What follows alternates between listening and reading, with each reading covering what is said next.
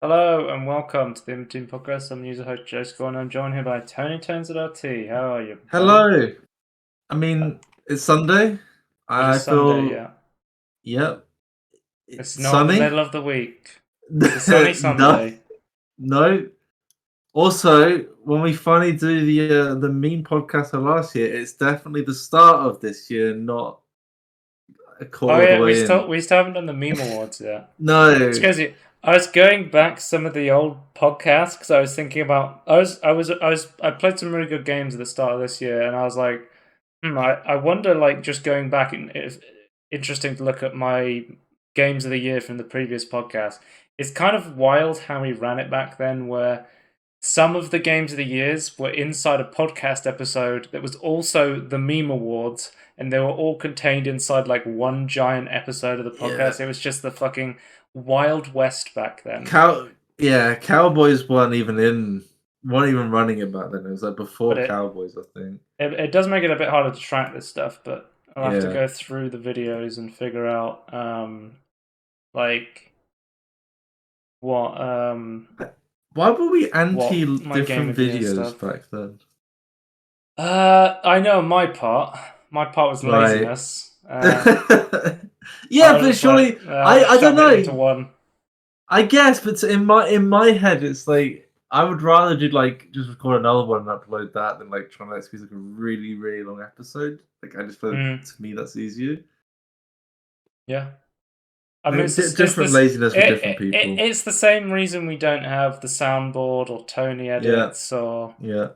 anything like. I mean, it's just Well, the answer to those ones is I can't be asked.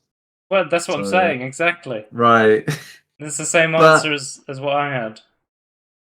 what? Because I can't be asked. You didn't. Yes, that's what I was saying. Right. Yeah. Do we have anything to talk about?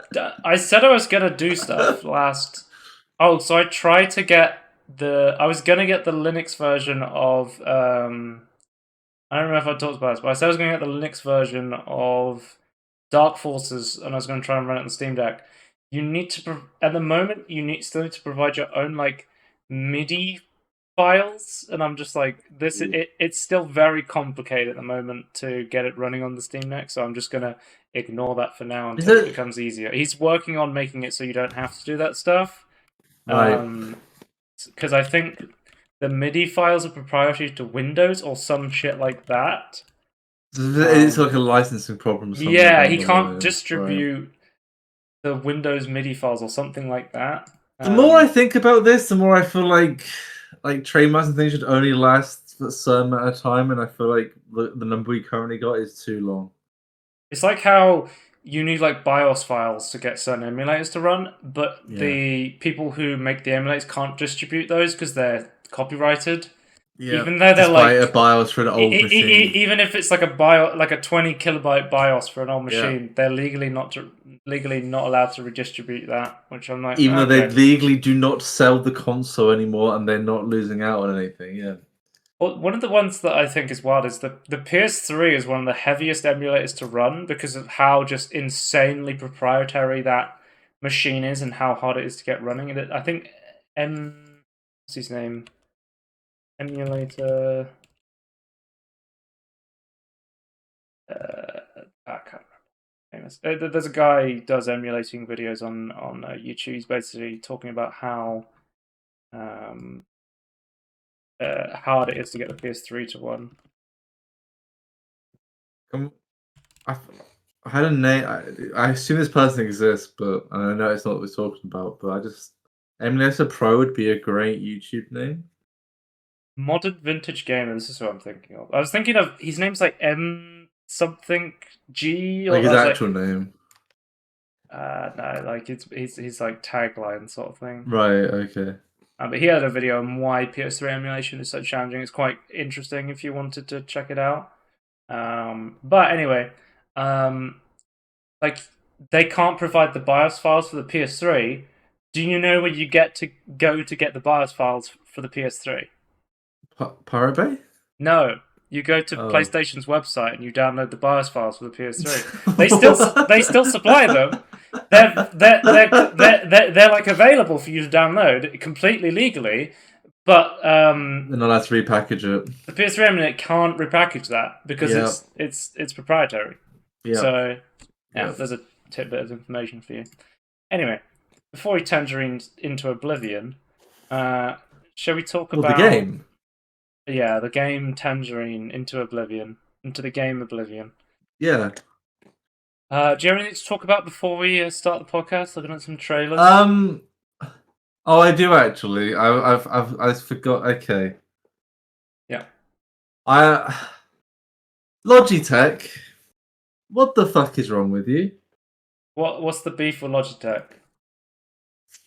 Okay, I don't think I said this on the podcast, but I've said to you before, like my mouse dongle that I use for work died a few weeks back, like a month ago or so, like over a month ago. But I managed to fix it. I didn't say the whole story at this point. I managed to fix it. I looked online and it's like, oh, what's happening is like the PCB is like rotating like inside like the enclosure. So you just like put some pieces of like layers of pieces of paper to like push it back up so like your machine can actually detect the pins again. I did that. It worked. I'm not going to say great. It worked fine. Yeah. And then this week, I think actually at the end of last week, it died. So which is this the G305? Which mouse is this? Because I have the exact same mouse as you. Yeah. And I've never had a single issue with it. So this is like that's very fine, surprising but you to me. don't. Yeah, that's fine, but I have mine plugged in all the time to a laptop, and it goes in and out. Okay. The mouse. What annoys me the most here is the mouse clearly still works. It's just the dongle. Logitech, why can't I buy a dongle for a mouse that is still technically buyable? Yeah, it's right to repair shit, right? Like it's really fucking dumb. If I was in America, I could actually buy it, I think, but it's out of stock. I don't know what's going on. I can't buy a dongle. I've basically got a dead mouse that still works.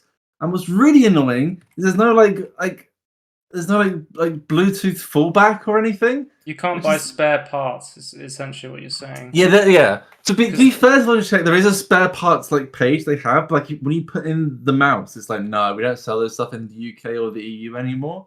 Now then checked on in the US, and it's like we sell them, but they're out of stock. So I don't know what to do.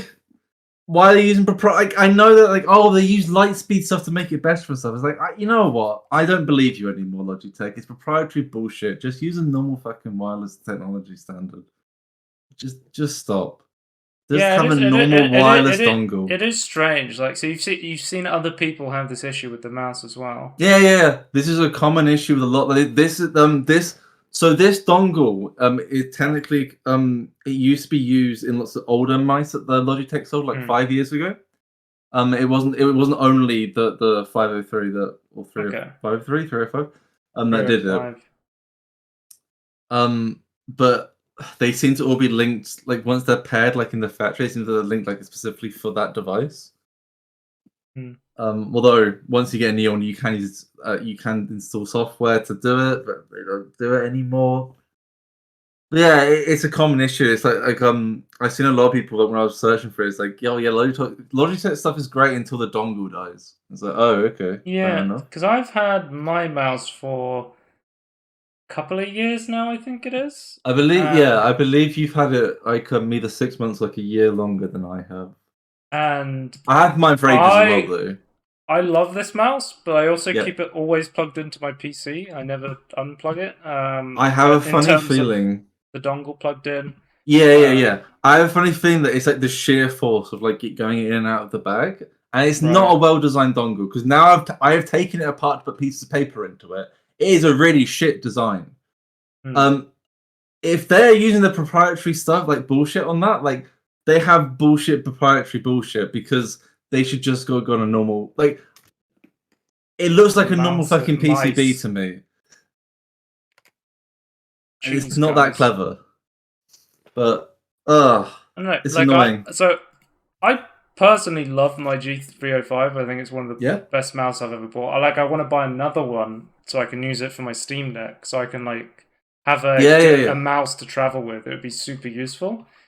for my as a travel mouse, I really like it. There's a reason why I don't use it like as my main mouse though. I find it too small, especially for gaming. I don't like the way it holds in my hand for me personally. But it's great for work and it's great for travel. We're saying I think the plural for a computer mouse should be mouses. Mice sounds weird to me. Meese. Mices. What's wrong with mice though? I like mice. Yeah, there's already a word for it. Mouses.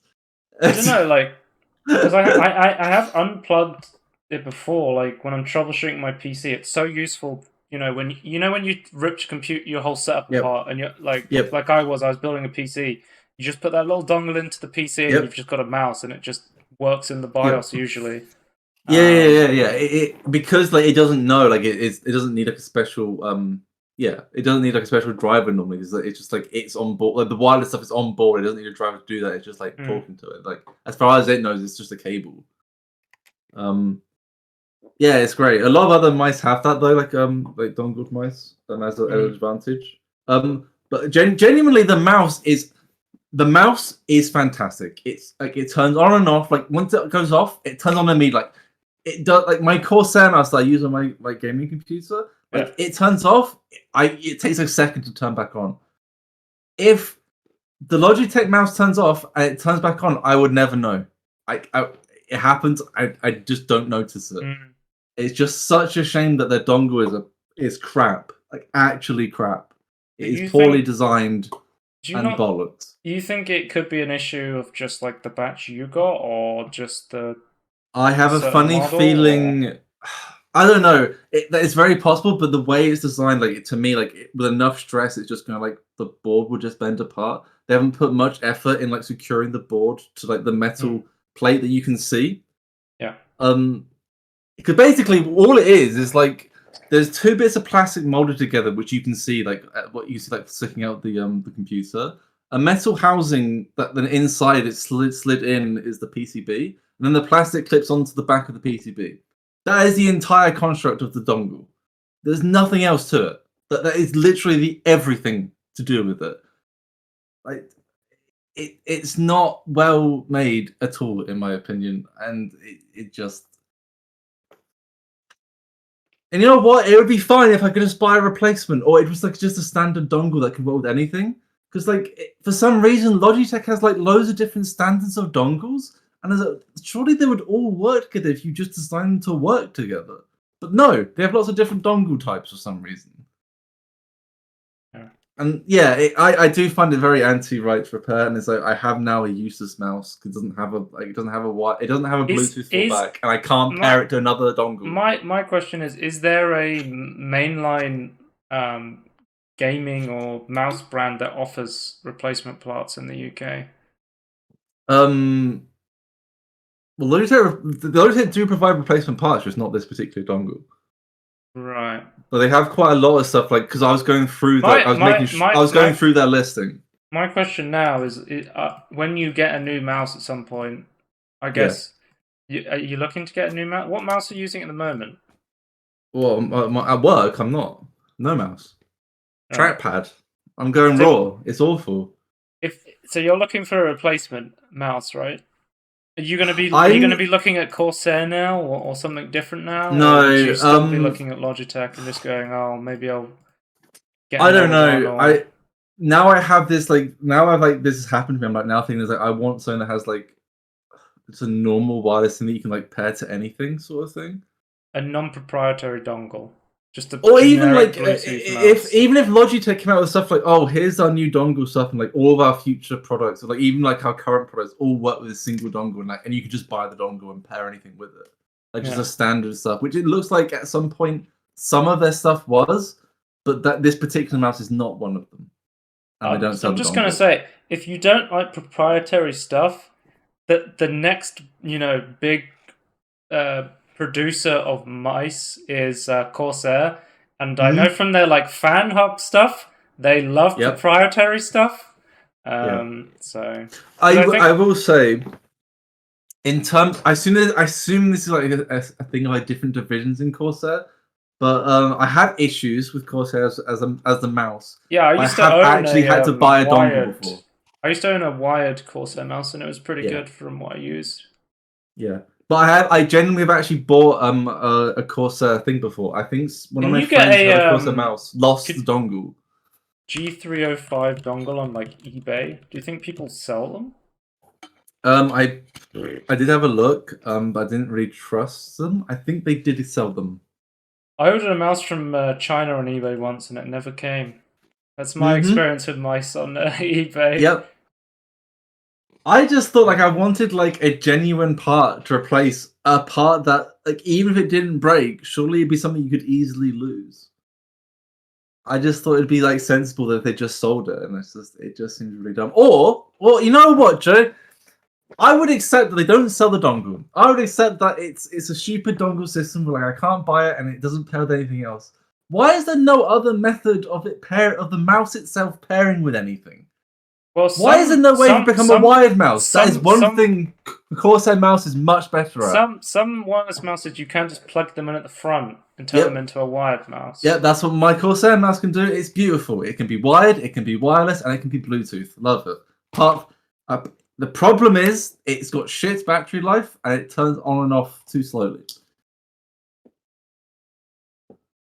If Logitech and Corsair could just make a product together, that'd be great. Well, we'll have to come back to this once you've got a new mouse, and then you can go off about how you hate your new mouse. Yeah. Look, I genuinely, the Logitech technology of turning off and on mice is like I've got Logitech keyboard as well, and like the same logic is done to the keyboard, and genuinely that is really impressive, and it's just such a shame about everything else. Dave seems to be implying there's what's it called? Planned obsolescence. Planned obsolescence with these mice, that they've made the dongle proprietary and failure. I think planned obsolescence is a thing that exists. I don't think it's as like calculated as some people think it is, though. I think they just don't care. I think that's the end of it. They don't give a shit. They have no fun.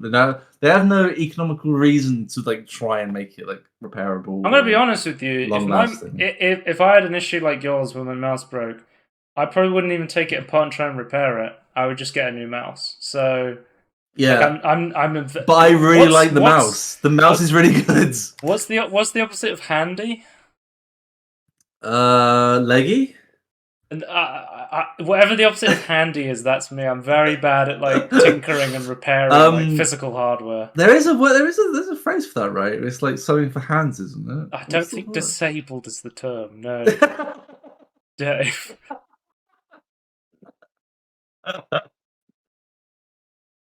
Jesus. Okay. So would you like because genuinely one of my options is just buy another mouse like exactly the same mouse. So I had these. I think I've talked about this in the past. I got these. Okay, I'm not sponsored. I had Jaybird Vistas, which I found out after I bought them as a subsidiary of Logitech. But I bought the case. I went out running with it, and then I came back to the house and I looked in my back pocket and I was like, "Oh shit, my case is not there." And I went back and I found it, and like a car drove over it, and it was in pretty bad shape. Right. I attempted to like try and get it to charge my headphones again, but it's a charging case. That's how you charge the earphones. They charge wirelessly. You can't charge them without the charging case. They're proprietary. Yep. But Jaybird, subsidiary Logitech, they offered a charging case without the earphones, and I bought that as a replacement. Yeah. In my searching through their part list, like they do generally have a lot of parts you could actually buy and they're in stock. It's just not my dongle. Yeah, that sucks. Anyway, I don't know what to do. I guess I'll report back in 2 weeks what I decide to do. See, I'm the kind of guy who would just buy another Logitech G3 and go, they can't all be bad. They can't all be bad. Maybe this one's going to be good.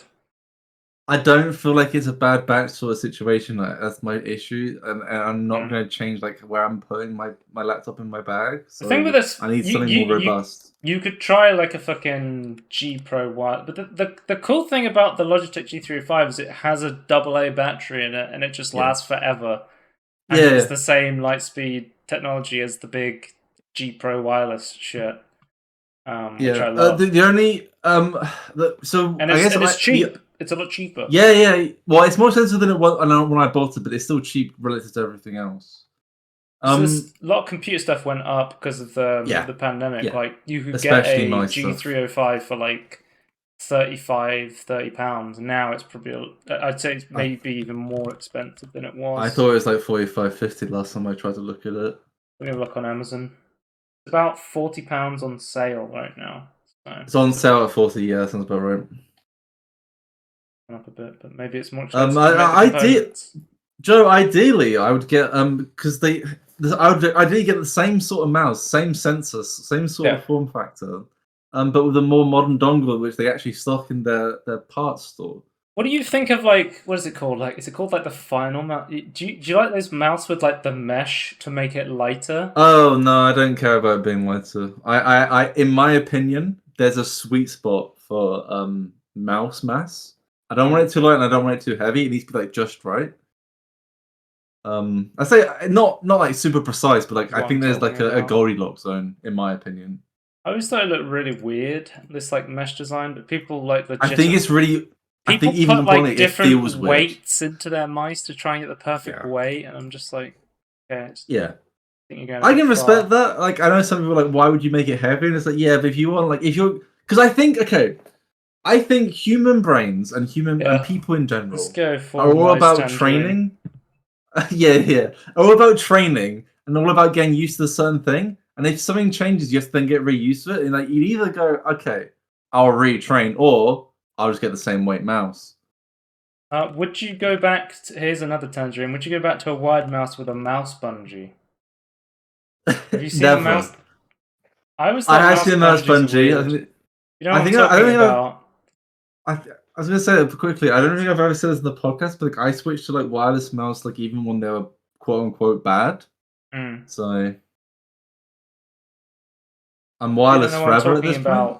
One of the benefits of a wireless mouse is you don't have a cable dragging around. So people are like, I want the response time of a wired mouse, but I don't want the cable dragging around. So they built these they buy these mouse bungees so the cable doesn't drag. Which I'm like, okay. We're at a point now.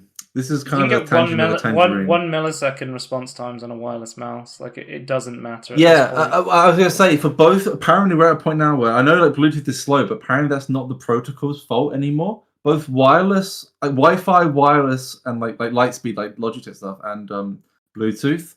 Apparently, the thing that makes it slow is like the operating system, like processing the wireless stack. So it's kind of interesting. Like we're at a point where it's like it can actually depending on the processor in like the cable at the other end, like it can actually be faster than a wired mouse. Again, depends on the mouse and the manufacturer. But do you want to talk about No Man's Sky? Oh yeah, you know what? I'm done ranting about my. Dave said it's taken me all this time to realize Joe's in Half-Life. This is City 17. I'm in City 17 right now. Right, well, let's end the mouse podcast and go to the normal broadcast. The Utopia Expedition is out. It's the Fractal update. So basically, this is the big update that is for PSVR 2, basically. Yes. But it has some unintended benefits for other systems as well. Obviously, the PC. So you've got Steam Input AI update, API update, I think that's what it's got gyro controls, which I was like, that's really interesting, because that means you can use the Steam Deck gyro controls with this game now, and it'll work very well. There's new Switch content, and there is also a Cedar Ship, 12-ship garage, Wonders catalog, high-end VR graphics, visor helm, left-hand mode if you're one of those left-hand people out there. Just a quick note. Little tangerine. I've actually played No Man's Sky in the original PSVR, and it was very Vaseline. Dynamic rescaling, HDR revamp, and huge VR overhaul. I looked briefly into the gyro controls, so you can have it set up so it's like dynamic. So you can sub the gyro controls when you're in the ship, Or you can have gyro controls when you're like out and about on your foot and mining crystals and stuff like that. You change the sensitivity so if you're like, I just want gyro for the ship, you can do that. And it can even and it even has like support for the PS5 DualSense triggers. Because it's coming out on PSVR 2 as well, so it will have those adaptive triggers on that. The controllers have them, Yeah. I forgot about that. I was like, oh, that's a pretty cool update they're doing. Next up we have Forza Horizon 5 Rally Adventure. We have a brand new expansion for Forza, the arcadey racer one, the Horizon one, that it looks like a dirt rally kind of expansion. This looks cool. Because people are always asking, like, they want Forza to go back to more of the more realistic, like, racing sort of stuff, rather than just the open world drive wherever you want sort of stuff. But isn't that different between normal Forza and like Forza Horizon is the open world? Yeah, Forza Horizon is the open world one. Yeah, and then Forza is the normal simulation. But this seems like a middle ground where it's like rally cars, dirt rally cars, sort of thing. Which I was like, oh, that seems pretty cool. Because normally the Forza Horizon DLC is like Lego cars, Hot Wheels, but this seems like it's more towards those just racing sort of fans. People are really into cars. It's nice to see the variation, I have to say. Yeah. Oh, Tony, we have a huge announcement here. Deep Rock Galactic Survivor. We have a brand new game from Deep Rock Galactic that's essentially Vampire Survivors, but Deep Rock Galactic. So if you don't know, they're literally calling it a Survivor-like game. Like Vampire Survivors. Yeah. Vampire Survivors is almost more its own genre. It is that idea of a roguelite bullet hell where you don't shoot, you just walk around. It's like Vampire Survivors, yeah. Okay. It looks really cool. Because they announced that they were announcing a bunch of games, and this was because they've just started their own publishing group. So Deep Rock Galactic developer launches Ghost Ship Publishing, which will be their. They're going to be announcing a bunch of other games. I think this was this was one of their big ones. Was Deep Rock Galactic. Survivor was their own game that is coming underneath this update. I'm gonna be honest. I didn't know there was enough you could do with like this genre/subgenre. So I've personally talked about other games. So I've talked about 20 Minutes Till Dawn. Yeah. Or 10 Minutes Till Dawn. One of them's the demo, one's the full game. And I think it's really cool. Brotato was another one that came out last year that's really popular. I think it's still one of the most played games on Steam Deck from what I saw. Brotato. Maybe I'm just misunderstanding this, but like, what's actually different between them? Just the way you play, sort of thing. I guess. Yeah. Okay. The thing with 20 Minutes Till Dawn, or let me look at Till Dawn. Was it was like Vampire Survivors, but it was just a bullet hell game, sort of, because you actually aimed in that one. Right. But it came off the back of Vampire Survivors, and everyone's like, oh, it's like Vampire Survivors, but you aim. And I'm like, oh, so a bullet hell game. But it still had that core concept of it was a roguelite. You had progression throughout the game, and then when you died, you started again, sort of thing. I just think these types of games, they get very popular because they are very pick up and put down, but also very addictive, sort of thing. Yeah. Especially the roguelite genre. I mean, Brotato has 26,000 reviews on Steam and is overwhelmingly positive. But I think the interesting thing about like Vampire Survivors and other games like that, it becomes less about being a bullet hell game, and it becomes more about a strategy game. The actual sort of gameplay is more so like positioning and strategy. Yeah, a little bit positioning, but more so your build and what items you take. Yeah. I think for stuff like, I think in Brotato you can like drop weapons and pick up new weapons and stuff like that. So that there is differences between the games, but it's an incredibly addictive genre, where it's a lot about decision making that makes it quite interesting. And I think taking the element of DRG, where you have like a bunch of bugs constantly coming at you, but you're also trying to mine stuff, could be really interesting to see. I'm really excited to see where this goes. I think this game looks really interesting. So I'm excited to see that. Joe's Weird VR Game of the Week. Here we go. VR Skater for the PSVR 2. I feel like I've talked about this before.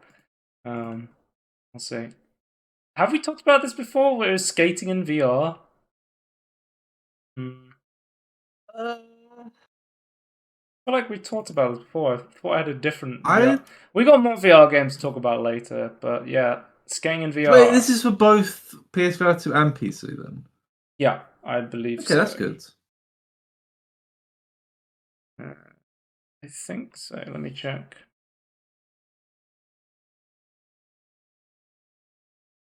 Yeah, it's on Steam. It's already on Steam. It's very positive with 176 reviews. Cool. I'll have to get Jesse to play this on his skateboard. Yeah. Right. I was quickly before it, but I am actually really hopeful the PSVR 2 will actually. We're going to be talking about the state of play that came out later and all the PSVR stuff they announced. So if you want to, I think it is very cool. Yep. Releases. So I was saying like the start of this year is so fucking incredibly stacked with releases. It's insane. So we had Returnal on PC came out February 15th, and it seems very positive from what I've seen so far. So it's a good port. Yeah, I watched the Digital Foundry video on it, and they're essentially saying like it has one of the best benchmarks they've ever seen, where it actually takes different moments in a game where instead of just like static camera goes around random things, like here's an example of like a firefight, here's an example of walking around, here's an example, and it like changes settings based on how the benchmark does, and I thought that was really cool. Yeah, that's really cool. I think that's what I've always wanted in a way. I think currently, like Alex Batali was saying, like it's recommended to turn ray tracing off because it just allows you to get a more stable experience. There is a slight stutter, but not a full stutter. There is a pre-shader compilation step, but there does seem to be like a slight stutter in like door opening animation sometimes. So we'll have to see if they update that. Things wrong. I think this game looks really cool. It's like a roguelike bullet hell game. It's a Vampire Survivors like, but you shoot. Yeah. Obviously, I'm joking there. Also the PC version, Tony. It features one of your favorite features: ray traced audio. It has ray traced audio, and it has a noticeable impact on performance. And I don't know. I was listening to the audio difference between it being turned on and off, and I couldn't.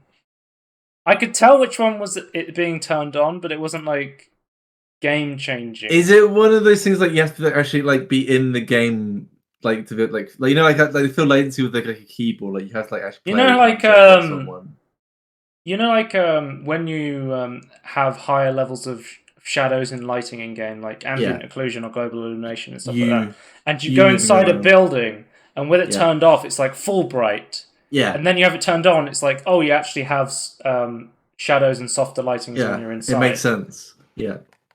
With the ray trace audio, it was actually like you could hear like the rain coming down, but then when you went into the cave, it was like more subdued, where it wasn't completely gone, but it was like you could hear it like very subtly.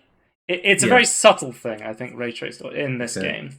And I think I would love to play the game myself and like actually see if I could tell a difference, because I find my ears are not that good. No, and I'm not like a super tuned audio guy. Like I'm not an audiophile, so I probably wouldn't be able to tell the difference. There's like two. Well, I think there's more than two things, but there's like two like main things like audio. Like one of them is like actually like being able to tell the difference between different pitches, and then the other is like sound stage and like can you tell the positional difference of like where things are? And it's like I feel like I'm not very good at either of those realistically. So and stereo's fine. I think at the moment the current consensus it's a bit too heavy for Steam Deck. Even though it's Steam Deck verified, which Yeah, I'm fairly sure it's Steam Deck verified. That's just I can unsupported. I thought it was Steam Deck verified. Returnal. Maybe they changed it. Yeah.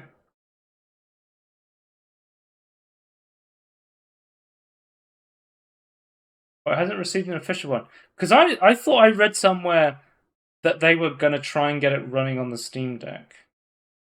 Right. But maybe I'm thinking of Hogwarts or something like that, because that also came out recently as well, which is Hogwarts is Steam Deck verified. But yeah, people are struggling to get it to run on the Steam Deck, so that's an interesting point. Next up we have... this game looks great. I want to play it. Just waiting for it to go on sale, I guess, because I've already got a couple of these PlayStation games. Like, I really want to play Spider-Man, but I haven't got that one yet. But I got Horizon Zero Dawn and God of War, the 2018 one, and I've yet to play them yet. So I'll wait and play those before I get another PlayStation exclusive coming over to PC, and then just add it to my collection and let it sit in my library while I play other games. He's making a new category and just call it PlayStation category. Wild Hearts came out on February 16th. It's like a Monster Hunter style game from the guys who made Naruto games. I believe they're the guy who made Naruto games, aren't they? Am I thinking of somebody else? They make a lot of fucking games. I think they made Attack on Titan. Who am I thinking of? Oh, they made Dead or Alive. Oh, okay. Interesting. Yeah, I don't know. I mean, this is like a Japanese company, right? No, I'm thinking of CyberConnect 2 is who I'm thinking of. Right. Who made Ajora's Wrath, which I was playing recently on PS3. And it's like... yeah.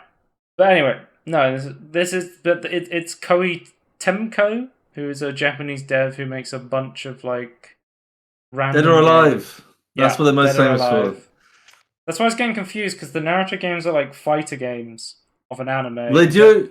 Dead or Alive is like Attack on Titan fighting game, which is kind of like Naruto. Don't fight me. There it is.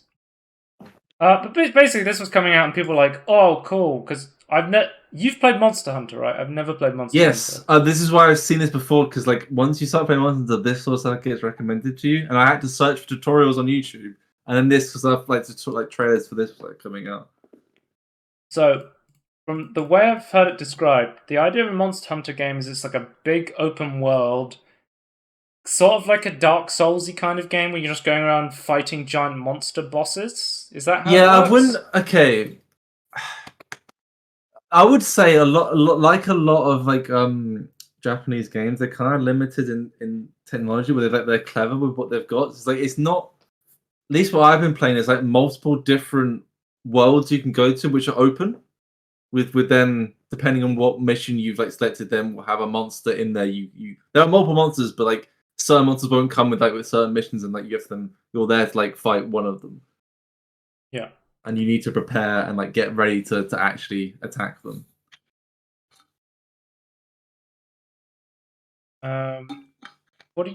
So have you seen anything about this game? I know it has stuttering issues.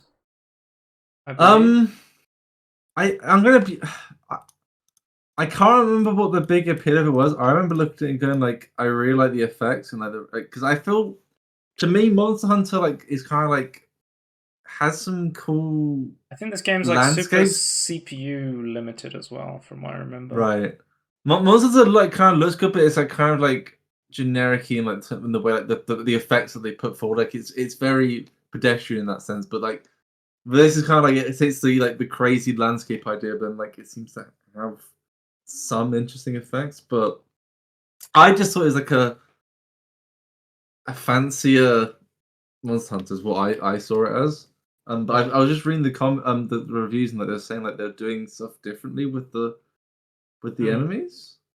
Yeah, so I didn't know anything about this sort of game until it sort of came out, and I was like, oh, it's like Monster Hunter, but I've never played Monster Hunter, so I just thought maybe you would know a little bit more about it than me. I've not played a Super Mario Monster Hunter. Like I need help getting into it, and like Monster Hunter games seems to be like you need like I remember at the time you were talking 10 hours about to learn it. Was Monster Hunter one of the games that supported the PS5 controller, or did you just buy the PS5 controller to play Monster Hunter or something like that? I didn't want to. Okay, I bought. You can only, as far as I'm concerned, you can only play Monster Hunter with a controller, and right. I did play Monster Hunter with the PS5 controller, and it's much better than the other crappy USB cable controller I had. I didn't necessarily play it specifically for that, but like it was one of the reasons at the time. Okay. It does not have the haptic buttons though. Something does not support. My question, if you knew about this game, would it be: is there something redeeming about this, and it's being held back by tech issues, or is it just people don't like the game?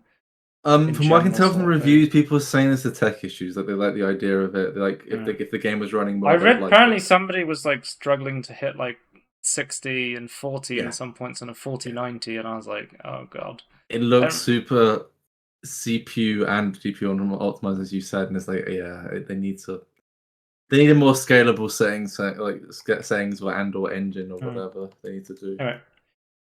February 16th as well, Hellcard came out. Book of Demons. The Book of Demons cinematic universe. Hellcard. I've been looking forward to this one, actually. You don't need to look forward to it anymore. It's out. Well, I don't own it. I don't own it either.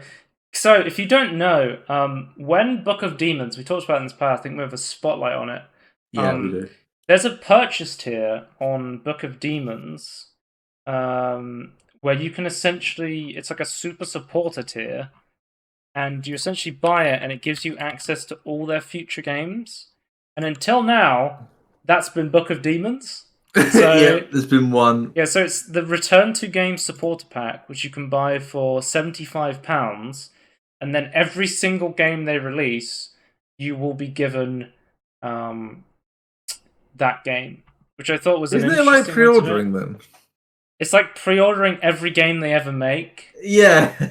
So, I don't know. I just thought it was interesting. I hadn't seen a system like that before. It's like I guess a season pass for all their games. Yeah, I guess it's almost more like, it's not really occurring, but I think it's almost like Patreon. Oh, what's occurring?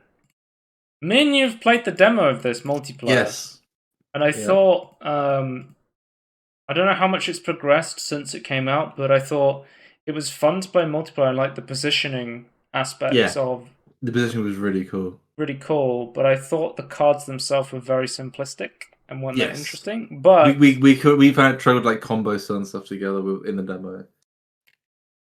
I wonder if it's come out now, if people are more favorable. Oh wait, there's upgrade pass for the stuff now. So the most helpful review was going to recommend it, but it doesn't have much, if any, content replayability. After completing my first run, reality started sinking, the raws just feel very underwhelming, and I found myself leaning towards one type of build. There isn't much card variety at all. Conclusion, it's not worth the full $20 Canadian. So, basically what we said, but better. Some recently posted, this is a cash grab, very little of new art. The game is massively too hard. I'm an extremely high-level turn-based game player. Wow. Having played through the Long War mod for XCOM 1 and played through the Pain of Terror from the Deep, I'm someone who can play most games in the style of Iron Man difficulty. Unless you are playing multiplayer, you are going to lose while playing perfectly. I'm not sure how co-op is. I imagine it's much easier, but in a single player, you are unable to finish most runs, even playing mathematically perfectly, unless you've played about 20 plus hours of the game to receive enough unlocks. It is like this. This is unacceptable. Yeah, I mean, I get the impression that it was designed for co-op. Yeah, I guess the thing is, it's early access. I expect there to be like that, like balance changes to make it better. I don't know. Well, I mean, if someone like George Foreman Grill, who has beat the Long War mod of XCOM 1, can't even beat it, I mean, we've got to take his word for it. It's a bad game. I mean, I was going to also ask, like, how many confirmed kills did he get in Afghanistan? There it is. People are saying it's like a good multiplayer Slay the Spire. Most of the complaints, like it's too hard, you feel too weak, must be really bad. Once you get a feel what synergies work for each character, I'm willing to give this a chance. I want to play this. I really would like the play demo. it again. So Co-op? there it is. It is on. It's £15. It went on sale. Launch price of £14. So let me just get 10% off launch. Yeah. We just need to both get the supporter pack that gives us every future title. When they're making like a weird UFO game. Wait, what's this Ashley outfit? What? Hellcard Rift Breaker's Ashley outfit. Oh, it's an outfit for Ashley. Right. Okay. Paper chick with neon lights, killing demons in style, and there you have it. Let's move on. How do they have it? You can't buy it. You want it? It was probably like a pre-order bonus or something. Oh, okay. Or the digital supporter bonus. Oh, that's true. Yeah. Content. Atomic Heart came out on the 20th of February. This is an interesting one. I mean, I don't know if the Ukrainian government does not want you to play this game. They said it's like... It's that good. They don't want to even play it. I don't know, like... they were basically saying like it was saying some like pro-Russia, anti-Ukraine stuff in the game, but it seems a bit mixed on what people actually think. So what I definitely know is just quickly is that the Ukrainian government claims that Gazprom, which is a Russian petroleum company, has like funded. So let's go over the basics. I was surprised this game launched at all. I had heard reports that it was like a dumpster fire behind the scenes where the actual trailer they showed was very different to how the actual game ran itself, and that it wasn't going to match up between the two. I'm surprised it even launched in like a playable state. Background: Mundfish, they developed the game partly in Cyprus, and they had big funding from Russian oligarchs. Yeah. Whether having funding from Russian oligarchs makes you pro-Russia, I don't know. This game is literally a Soviet... It is set in alternative universe, 1950s, where the Soviets ran away from the Nazis and built like a utopia in the sky. It's Russian Bioshock, essentially. Yeah. In a lot of ways.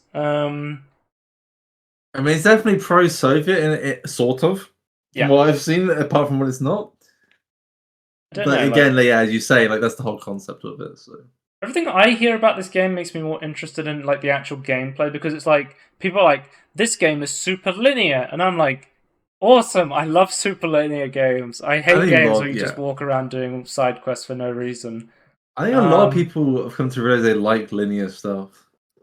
The game looks really cool and it runs really well. Like the artists went fucking crazy on this game. Like I think artistically it looks really cool.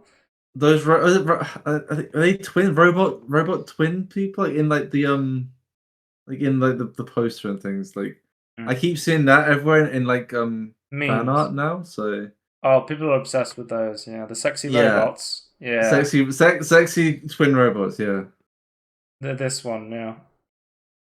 The faceless. So some of the biggest complaints I've seen is the English dub is very bad. So the game is obviously made in Russian. There is a Russian dub option, but with Russian sensibilities and like phrases and things. If you turn on the English dub, people were saying stuff like they wish the game had a silent protagonist because he won't shut the fuck up and just keeps saying like random shit. Is there a way to have like Russian dub but like English sub? I think so, yeah. Okay, because I think that's how I would probably go for it. Because I think that's also kind of true for Metro. I don't know. I played Metro Exodus with an English dub. Yeah, but apparently the Russian one is way better. Are you sure you're not thinking about Stalker? I think both. I think they're both true. I think the thing is like Russian sensibilities or like Slavic like sensibilities are like very different to the normal Western people. So I think like some things get really lost in translation. Yeah, I've heard like level design is like each level is like artistically really interesting, but there's no cohesion between the levels. It seems like it's been described as like because when we saw the trailers, it was like, oh, this is a cool tech demo, but it feels like when the full game came out, it was like they took a bunch of tech demos and then like strung them all together. Because each level is like, here's a really cool shit. Here's a completely different thing, which is like a completely different level, which is somewhere else completely, and they just kind of strung them together, sort of thing, is what I've heard. It's like Control, but if they didn't like have a reason to string the levels together, like in terms of like interesting set pieces. It's super linear. You see all this cool shit, you get to the end, and then you're in like a completely different place, and it's like a brand new level, sort of thing. Right. I don't know. I think this game looks cool really concepts though. I'm interested to play this, actually. I think I'm way more interested to play this now that it's been released, because I was worried about it just releasing and being like buggy and broken. I think generally it actually runs really well. I mean, one of the things, it was supposed to launch with ray tracing, but it launched without ray tracing, and that's going to be added in a later update. I'll be interested to see how this runs with ray tracing, especially. But yeah. I've heard it's saying like 4 hours of gameplay what people are getting on average of like the main of the linear experience. Oh, apparently there's a scene where a robot tries to sexually harass you in the game. I've heard that from multiple sources. There's like a robot fridge. Right. Yeah. Okay. I feel like and going back to like who funded it and like where the money might go after like you give money to them and like they get their investment back. If you really are concerned, technically you could give money to the a Ukrainian charity. That might help. Yeah. Good idea. I don't know. I might play this at some point. Yeah. I mean, we talked it's about. It's more interesting than I thought it was going to be. Like I was hoping it'd be interesting, but then like I think like years are like okay. So I'm someone who can generally separate artist and art. Like I personally don't have a problem with anyone playing Hogwarts Legacy. I think there's I think to me there's three different things. There's art, artist, and product. And the question is like the problem is like does the product like invest into something that's currently because a lot of people are saying don't buy this game. You'll be helping out the Russian regime. I think realistically they're making so little and they can't spend the money. Realistically, what about the talented developers who made this game? Yeah. And it's not all going to the oligarchs. I don't know. Because essentially, when this game was coming out, they were essentially... The people developing the game said they're not... They said what they could, essentially. Yeah. They still have to fear for their life, sort of thing, if they speak out about the invasion of Ukraine.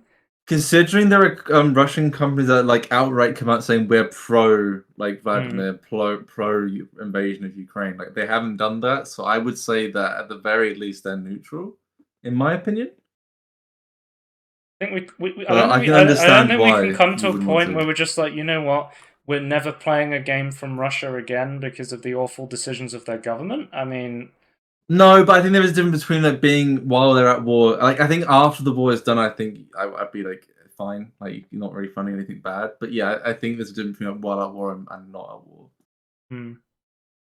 I think there is a difference, so I can understand. And also, I also respect like the Ukrainian government. Like obviously they want to do everything they can to stop Russians and anything attached to it. So I can understand their point of view as well. Yeah. I don't have a problem with people playing it and liking it. I'm going to be honest with you. I don't think it's, in the grand scheme of things, the biggest problem to try and stop. Yeah. I mean, it's like when the war started, I don't think people immediately like uninstalled Loop Hero and like I'm not playing Loop Hero anymore because it's made by Russian developers. I feel like about MSI Afterburner, developed by a Russian. I think people are going too far where like. Yeah, Russian people living outside Russia are getting like harassment because of. Definitely. That's sort of insane. Yeah, that's actually not racist, but it's like nationalist, and a lot of them might have left to like try and get away from being like drafted into the war. What the fuck is happening with those robots? She had like a hair, and she was like unzipping the other robot.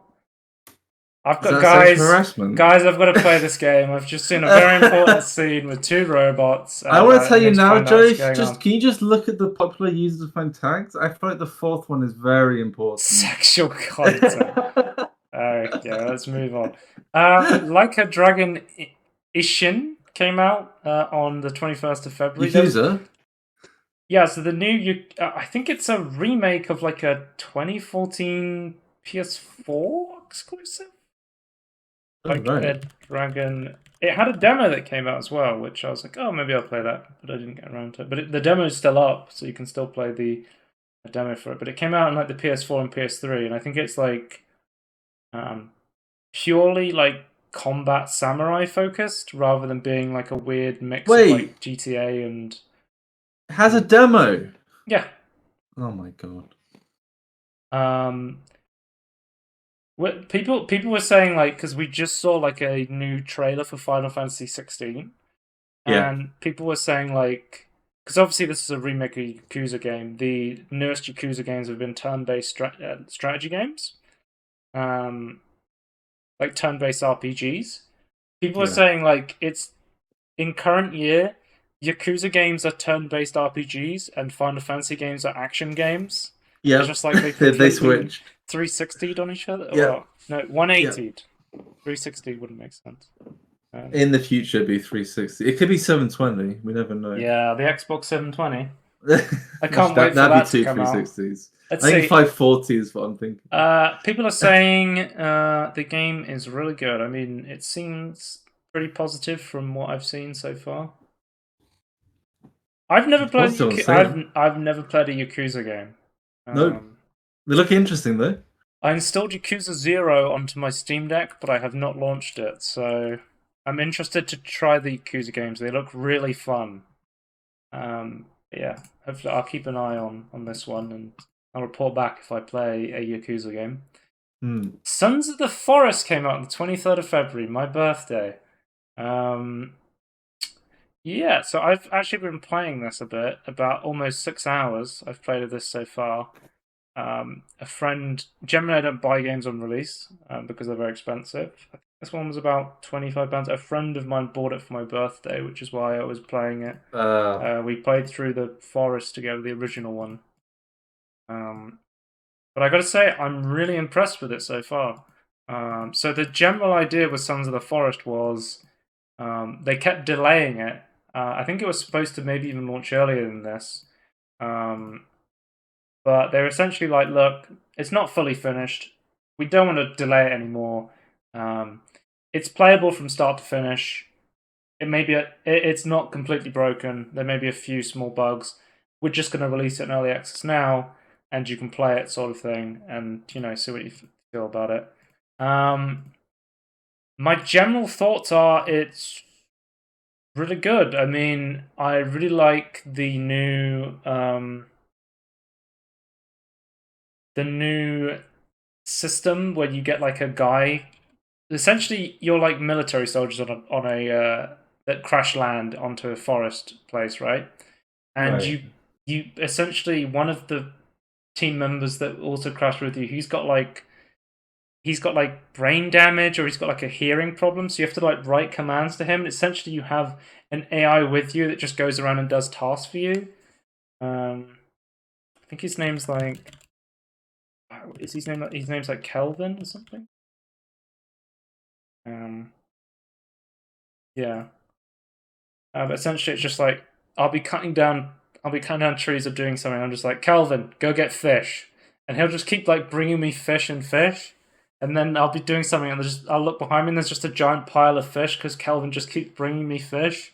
I'm like, good job, Kelvin. It's like having a pet, but it's a person with brain damage. I mean, what more could you ask for? It's yeah. So I assume the story continues and things. What is? So it's a different gameplay similar. It's a different. You're not playing the same character as you were in the first game, I don't think. Right. It's not a continuation, like a direct continuation from the first game. And I think it's set in a slightly different area. I believe the forest is set somewhere in Canada or something. It's not like an island. I think it's like it's just very cut off sort of thing. Right. When you launch up the game, it has this weird, like, very 80s music that plays, and that was a big thing in the first forest, was you had these cassette tapes you could listen to. But you have like these big boom boxes in the world now in Sons of the Forest.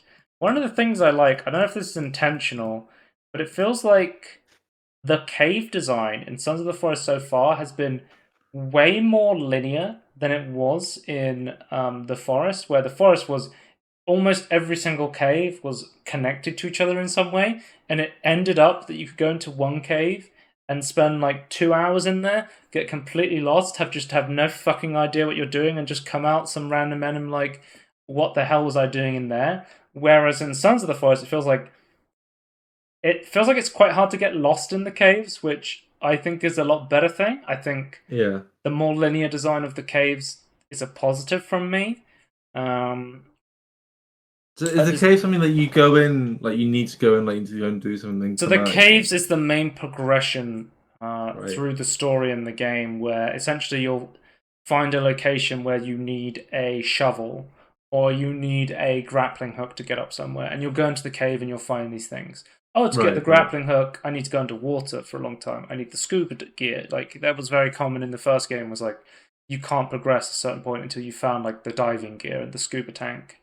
And I would say, just from playing the first 6 hours, I feel like we've been progressing through the game. I've been playing it purely multiplayer with a friend, and it feels like we've been progressing through it quite rapidly, just because of how much easier it is to navigate the caves. I don't know how much is, we're just used to playing the forest. It's kind of similar to how it was before. We kind of know what we're doing.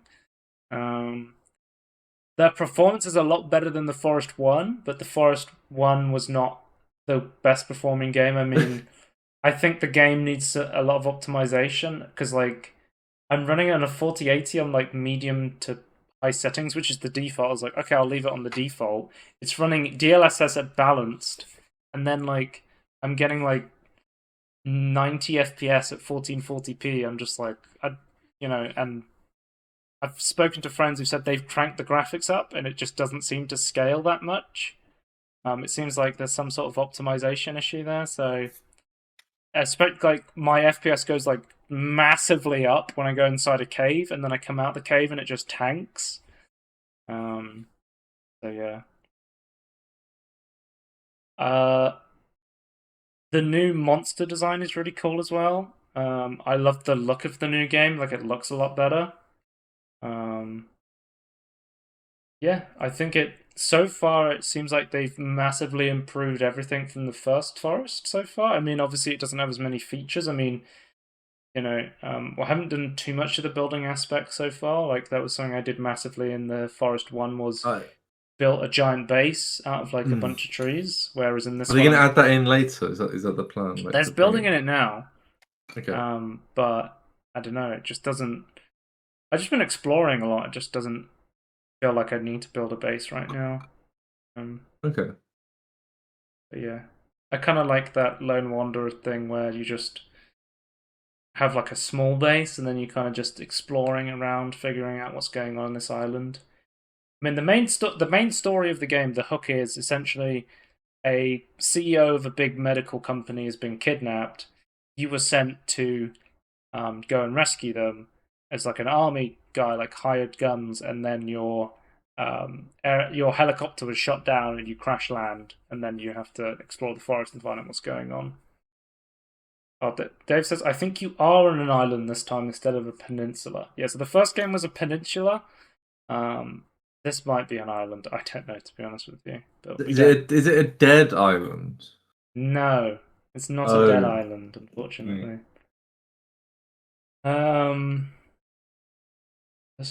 Another thing that they changed was, in the first game you could hotkey things to individual letters. Whereas in this game they changed it, so you had to essentially put everything you wanted to hotkey onto a backpack, and in the middle of combat, or whatever, you would pull out the backpack and then you could quickly choose the thing off the backpack you wanted to pick up and then use it. Which I was like, this is an interesting intentional change, because then it like made combat a bit more tense when you couldn't just immediately pull out healing items or immediately pull out the weapon, and you'd have to. It has that intentional clunkiness you'd get from like Resident Evil 4, where it was very hard to aim. It's not too annoying. I thought, oh, this is an intentional change. Apparently, they've already changed this because they did a hotfix for the game. They've re-added hotkeys. Okay. I don't know if essentially they went, yeah, a lot of people didn't like this feature, or they're just giving people an alternative. So now you can actually just hotkey individual items to keys again now. I guess there's still the option if you want more tense combat to, just bind things to the mini backpack. Or you could use the hotkeys and then stuff you don't need immediately off the hotkeys, you could just bind those to the mini backpack now. Because it's weird, like, I think it is an interesting design choice they made, and then they changed. And you can run it like that still, but not a lot of people, realistically, when you ask them, hey, do you want to play the game in a way that will make it harder, will say yes. I mean, if there's what feels like a quality of life change, they won't go back to the pre-quality of life change, so I don't know. I thought that was interesting. I'll give my full thoughts on this on like a Tangerine. I have some footage. I'll give my full thoughts on like a Tangerine video when I finish playing the game. But I feel like it's not crazy long. In terms of just raw story, because I feel like we've done a lot of progression and we've only played for like 6 hours, and I feel like we spent a lot more time on the Forest 1. But the Forest 1 was a lot of, you need an item to progress, let's get lost in a cave for 2 hours, whereas Sons of the Forest, it feels like you're constantly being pushed in the right direction, which I love because I hate being lost in caves. It sounds better to me. And then it'll be like, so like one key scene which I thought was really cool was like, you got this cool item and then it had like this big open area at the back of the cave, and like and it showed like a building. It was like, here's where you're going next. Like it's foreshadowing stuff, like Tenpenny Tower in Fallout 3, or New Vegas in New Vegas, where you can constantly see it from all around. It felt like that moment as a beacon for you like to investigate. It was like, here's something to look at and investigate. Yeah. It was like, oh, that's cool. Something to draw your eye and like the linear stuff of like, I was like, there's this big open area. I wonder if I could just jump down and get there. There's a giant invisible wall there. So they've purposely made it so it's like, it's stopping you from getting to certain places too early and trying to push you along this more linear path, which I think is a benefit to the game, but some people, will have their own opinion on that. So, yeah. As you always do. Let's keep going. I mean, we've got news to talk about, but we're an hour into the podcast and we haven't got past releases. It's too stacked. You haven't even gone to the last release yet. Clive and Wrench came out on my birthday as well. Clive and Wrench, we did a spotlight on this game like 3 years ago. It's a interesting 3D platformer that was essentially taking on that idea of like the mascot platformers of like the PS2, like Ratchet and Clank and that sort of stuff. I thought it was a pretty cool game when I played the demo 3 years ago on Spotlight, if you want to see what we thought about it 3 years ago, when it was on HIO. It's coming up to 4 years old, this video. Really? 4 years old now? Well, not quite. It was in June of 2019, so... Anyway. It was... YouTube recognizes it. Yeah, we were playing Clive and Wrench. It was pretty positive when it launched. I was thinking about picking it up, but let's see what the review said. I always wanted to give the benefit of the doubt and assume the developer did the best with the time given. The level design and core concepts are there, however, it wasn't released in the best state, and that's a shame. The frame rate and objects you hit is different than everything else, and that's super distraction. Transitions have jarring cut jumps with no build-up. There's a lack of sound effect everywhere, and the ones that are very quiet. There is barely any context to the story without reading the Steam page. Swing'em Sucks in the first level has a swimming section. Climbing poles is annoying. The controls feel a bit too loose, and some platforming is harder than it should be. Text could come faster, have an option to be sped up. None of these are deal breakers. In fact, everything can be fixed in a future patch as it is now. All these things made it feel like the game was rushed to meet a deadline. It's more than playable. I had fun for the first hour. I want to give this a recommendation because the core is just that good. Assuming all the technical problems get fixed later, it would be an amazing 3D platformer.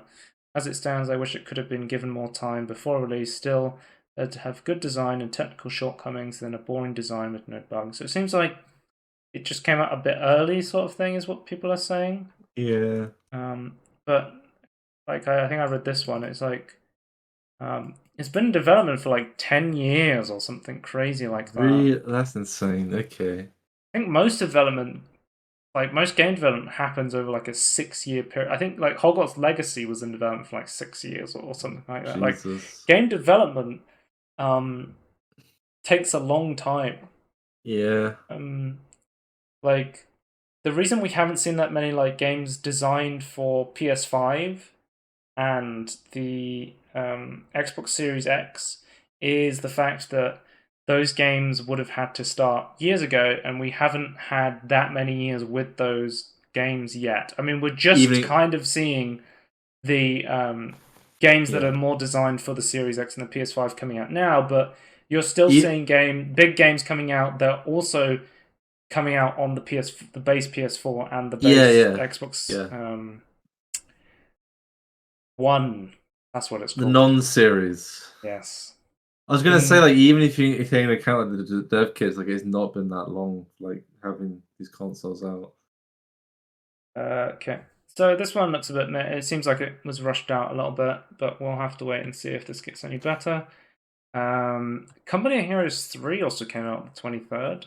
I'm not an RTS guy. I don't know if you've seen anything about this. No, it's not my sort of thing, but... Yeah, okay, maybe. It just seems it's mixed at the moment. Interesting.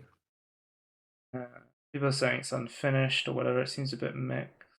Some people were saying, like... Because this... I think the interesting thing to me on this one, I think, is it also came out on Xbox as well. Let me look it up. Yeah, it also came out on consoles. It came out on the PS5 and the Xbox Series consoles as well. So I was like, oh, that's interesting. An RTS game that came out on the consoles as well. And then I thought, some people were saying, oh, the graphics qualities could have been improved a bit more. Right. Potentially, were the graphics or the optimization or the actual like pushing, them forward more held back a little bit by the consoles? Yeah, I don't know much about this one. I just thought I'd briefly mention it. Blood Bowl 3 came out, and I was like, I've never played a Blood Bowl game, but I saw mostly negative on this one. Like, I heard people saying it was not good, and I was like, what the hell happened with Blood Bowl 3? Because it's quite popular, like, it was a very popular board game. If you don't know what it is, essentially it's Warhammer NFL. Where cheating is, like, codified? Yeah, essentially you're basically, like, killing people on the field sort of thing. Yeah, but you have to do it, like, within the rules of the game, but you're cheating. Yeah, in thematically you're cheating, but it's obviously a part of the game. Let's have a look. I've nearly 2,000 hours in Blood Bowl 2, and it's about as many as the various Blood Bowl 1 editions. I'm an admin in one of the largest groups. Blood Bowl 3 is simply the worst launch of a game I have ever experienced. Some skills aren't implemented. There is, after a 2-year delay from the original intended release date, who could allow a game to launch not an early access launch? With some of the skills still not implemented, many skills cause the game to glitch out, crash up, or lock out. There are many problems highlighted in the betas across the last year or so. Some community members put a lot of time and effort into collecting the information. It seems like the game is fundamentally broken in gameplay and is running very poorly, it seems like. Which is a shame to say. Is there a business model problem as well? I haven't actually looked at like... Oh wait, is there already tons of DLC for this game? What the hell? Look, so it didn't come out in early access. It has 1, 2, 3, 4 editions of the game. Jesus Christ. It's 2 big DLC already? Oh wait, these are DLCs to customize. Okay. Yeah, seems like people are saying don't play Blood Bowl 3 at the moment. The Pale Beyond came out. This one's interesting because it's made by a YouTuber I watch called Bellular, who's like a WoW news guy, but he's had his own like game development studio going for like years now, based in like I think it's Hawk Island or somewhere like that. And yeah, it's not the sort of game I would play, but it seems like people are very positive about it. It is essentially like a resource management survival sim on a ship set in like a frozen wasteland sort of thing. Yeah, sounds great. Are you You interested wouldn't play in it? Yeah, it sounds really up my alley, actually. This is great. Apparently, it's a great narrative and atmosphere. So it's very story and choice-driven game. Is it? Are they? So it's very much inspired by the events of Sir Ernest Shackleton's 1940 Antarctic expedition. Yeah. Ship that got stuck in there. So is it like a sanity system and things? I don't know, to be honest with you. There was There's a like demo a for this, food but I and didn't play it. personnel, fuel, animals, and something else. Yeah, I thought that was Yeah, it looks interesting. good. It's Steam Deck verified. Turn it Steam Deck verified. Well, I'll play it on my Steam Deck. Wait. ASP2 came out 24th of February. Stands for Kerbal Space Program, by the way. Yeah, it's Kerbal Space Program. Kerbal Space Program is one of the most beloved early access games on the whole of Steam. It was like a success story for early access games. I was watching a Scott Manley video on this, and like he pointed out, there's tons of like a lot of people like who are in the space industry, like actual engineers and scientists and like researchers, like who had played Kerbal Space Program, watched people on YouTube, and got into it and like became where they are because of the game. Like it's kind of huge in that regard. So I knew this was coming out for a little bit, and I saw this come out, and I saw that it was very mixed reviews. It seems like people were quite negative towards it, mostly. Apparently, it's quite buggy. Like some people were even asking for refunds of the game based on the current state that it's in. I know you're a big Kerbal Space Program fan. So what do you think of the? One thing I say, I just coming through and saying people saying like I got like a powerful system and I can't do this, that, and the other. That's to say that's also true for Kerbal 1 or KSP 1. I think because it has like physics in there. This actually has less physics than the first game. Because they simplified the way like rockets are done. Like it's not like lots of internal physics, but I think there's still physics involved, and I think that's way heavier than you think it is. And also, they're trying to display like I don't know if you've seen like videos of it, but like in Kerbal Space Program 1, it's like you get really high up and like trees just like vanish from like your view. In this game, they're trying to keep them visible like quite high up and like quite a long distance. Like they're trying to make it visually. They want it to look visually nice, right? That's like one of the appeals of like redoing this in a new engine is like making it look nice. And by golly, does it look nice? I'm gonna say that right now. But I think there's a couple of issues that I think people are kind of frustrated with. This is I want to say like a year and 6 months delayed from like full release. Yeah, and it's come out in early access. It has less features than the original Kerbal Space Program does, and has done for the last like few years. Like it doesn't have like a proper campaign. It doesn't have like proper science stuff. But I'm personally, I think if you're looking at this and go okay, like other than the graphics, what's the point? Don't buy it. Like, genuinely, like all early access stuff, only buy what you can see. Like 100%. I am actually I'm excited to see stuff from this. I think it does look good. I think there is something to be said. Like you could get Kerbal Space Program 1 and like add like visual mods to make it look almost as good as this. But I think as a base point for like future stuff, I think in its current state, I think the biggest problem with people was that it was essentially a downgrade from playing Kerbal Space Program 1 right now. Yes. which Yeah, is not but it's what not you want out to yet. see. Which is not what you want to see from a sequel. No, but it's not finished though. Even an early access sequel. But I would argue, okay, but if you're releasing a sequel to a game that has lots of stuff in it, I think you always have to have less in it at some point. And then there's a question of when is it going to be in early access and when is it not? Yeah, that's a fair point. I think even with that said, like it's so annoying. Like the science isn't in the game yet, but I think there's a lot of cool stuff here, and I think you can build stuff in this game that you just can't in Kerbal Space Program 1. Like the way they do tanks, the way they have like instead of like lots of different wing pieces you put together, it's like you have like procedural wing pieces you can like customize.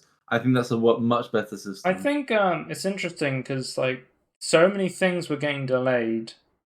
Yeah. And it was like a current trend. Everyone's like, I'm so sick of games getting delayed. And then a bunch of games have come out recently, and a lot of sentiment of games that have come out recently has been, I wish this game was delayed because it's just not in a good state right now. Yep. Scott Manley, the developers of this, the developers of this really like Scott Manley. Like they know Scott Manley. They apparently watch his videos and stuff like. It was so for people who don't know, Scott Manley. He's a Kerbal space YouTuber. Yeah, just general space, right? He used to do space gaming. He now really does just like rockets. He still does like space gaming from time to time, but he like really like talks about rocket science and engineering. Yeah. But Scott Manley though said like he told the developers like it would be far better if you just took as long as you needed. Like don't rush it out. And it's like and his if you watch his like early because he got flown out to Europe to like look at like I guess the sort of like the week before launch event, I suppose. But his sentiment was like, see what it currently is. For a lot of people, it is not worth buying right now. And like wait until it is. And yeah, but he said like he was still gonna play it and still gonna make videos on it. So that's his opinion. And I think I'm gonna have to agree with that. And I think it is a better base. And it's a better engine than KSP1 will ever have. I don't know. We'll see. It obviously like it could go nowhere because obviously you only buy what you can currently see. But I honestly thought it was going to be stuck in development hell because like I think it's on its third developer technically, and I think now it's out is good. Based on reviews, almost 10,000 people have played it, so I'm assuming it has enough of a. Like at least, people can review the game and refund it, but enough people have bought this that they can continue development on this game. It seems like to me.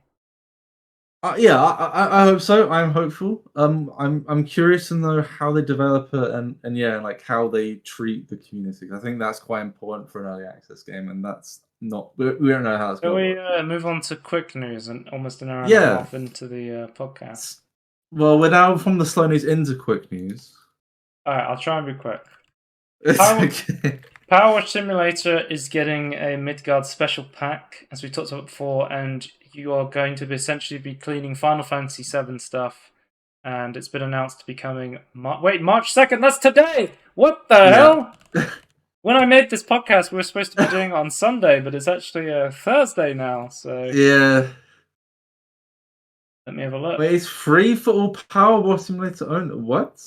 Yeah, so they're doing a bunch because it's published by Squeenix. So they did Tomb Raider, which was previously published by Squeenix, and now they're doing Final Fantasy VII, which is still published by Squeenix.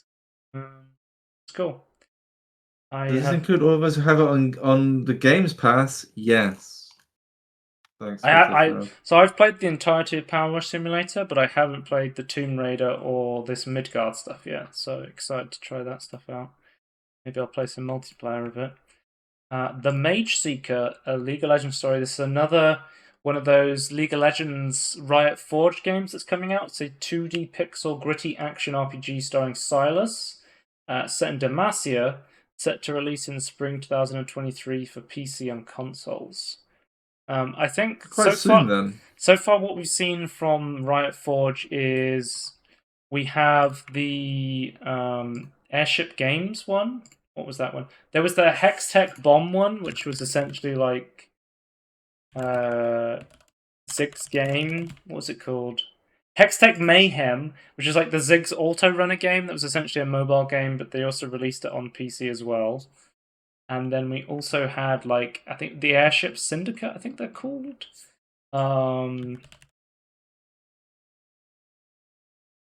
Riot Forge games. Let me just look that up. Ruined King, a League of Legends story. This one came out.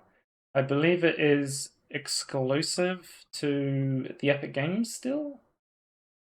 Ruined King. I thought you said Epic for a second. Though. No, it's out on Steam as well now. I think it was. That one came out as well, and it seemed like people generally liked that game. Seems like that with this Riot Forge thing, they're going to go for the Warhammer. I don't know. They're not gone full Warhammer yet, where they're just like, yeah, anyone can use the license, just go fucking ham. They're an experimenting phase for sure. Yeah. I think it's good. I think even the Warhammer way of like experimenting stuff is good as long as they keep. Obviously, better they're all good games, but yeah, I think it's good to experiment. But personally, I think like the League of Legends story, like if you're not a fan of League of Legends, like their story, like cinematic stuff, is always really cool. Yeah. So I'm always I can attest to that. I'm always like really interested to see stuff in the universe. I think the universe is cool, and I also think that we've seen the potential for the story because like I haven't watched it, but I know Arcane on Netflix is insanely popular.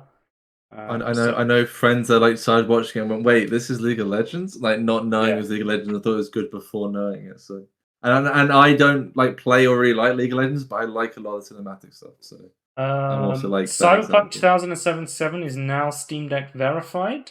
Oh, you're gonna play it, are you? Yeah, get it up on my dick. I don't own Cyberpunk 2077, unfortunately, so I cannot. How would this work for me? Because I own it on GOG. I don't own a deck either, but pretend I did. You would have to install GOG through Lutris or Heroic Games Launcher, and then at that point, so I can't launch GOG through Steam. Like I can't do that you do on PC. Technically, you could, but I don't think GOG it's not the way to runs. do it. Okay. I don't think GOG runs natively on Linux. I think you need to run it through Wine. Yeah, I think I would prefer it. Or Proton UTG or something like that. Using not Steam on the Steam Deck is very complicated. It's not a good experience. I would not recommend it. The only thing that I would say I would recommend is emulators on the Steam Deck run very well.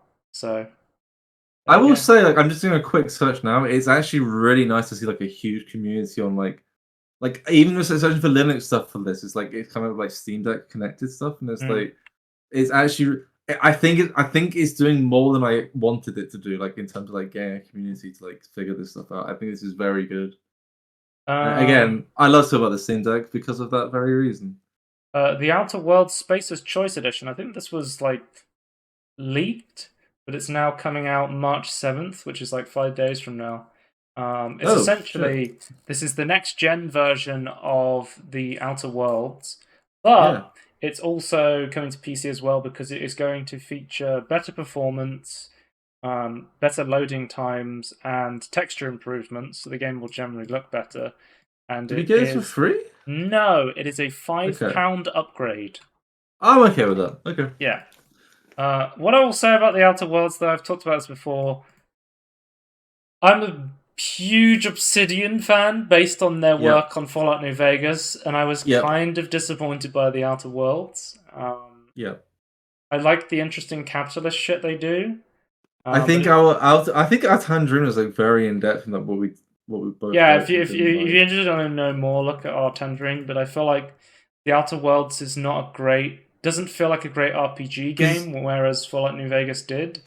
Because I think the quote that I took away from it is like I think realized like where I was thinking about this wrong is like it was scared to not show something, so it put every single way to get to every single piece of information, which ruins the whole point of the game. I'm more interested by the Outer Worlds 2 than I am about this, but because I think fundamentally, if they've learned their lesson. Yeah, I mean, Murder in Eridanos was like was a lot better than a lot of stuff in the base game, so which is one of the DLCs. So Oh yeah. I just feel like there've been many games where I'm like, oh, they learned their lesson because their DLC was good, so the sequel's gonna be better. And it's like, oh no, they just ignored the DLC and went back to the base game. So I'm concerned. Fall Guys devs provide update on the game's content. Vaulting of content will continue for the foreseeable future. Rounds will be switched out every season. This is due to there being too many rounds in the game to properly test every update.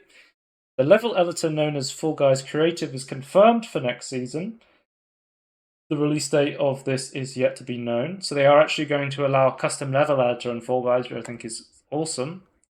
How long has it been out?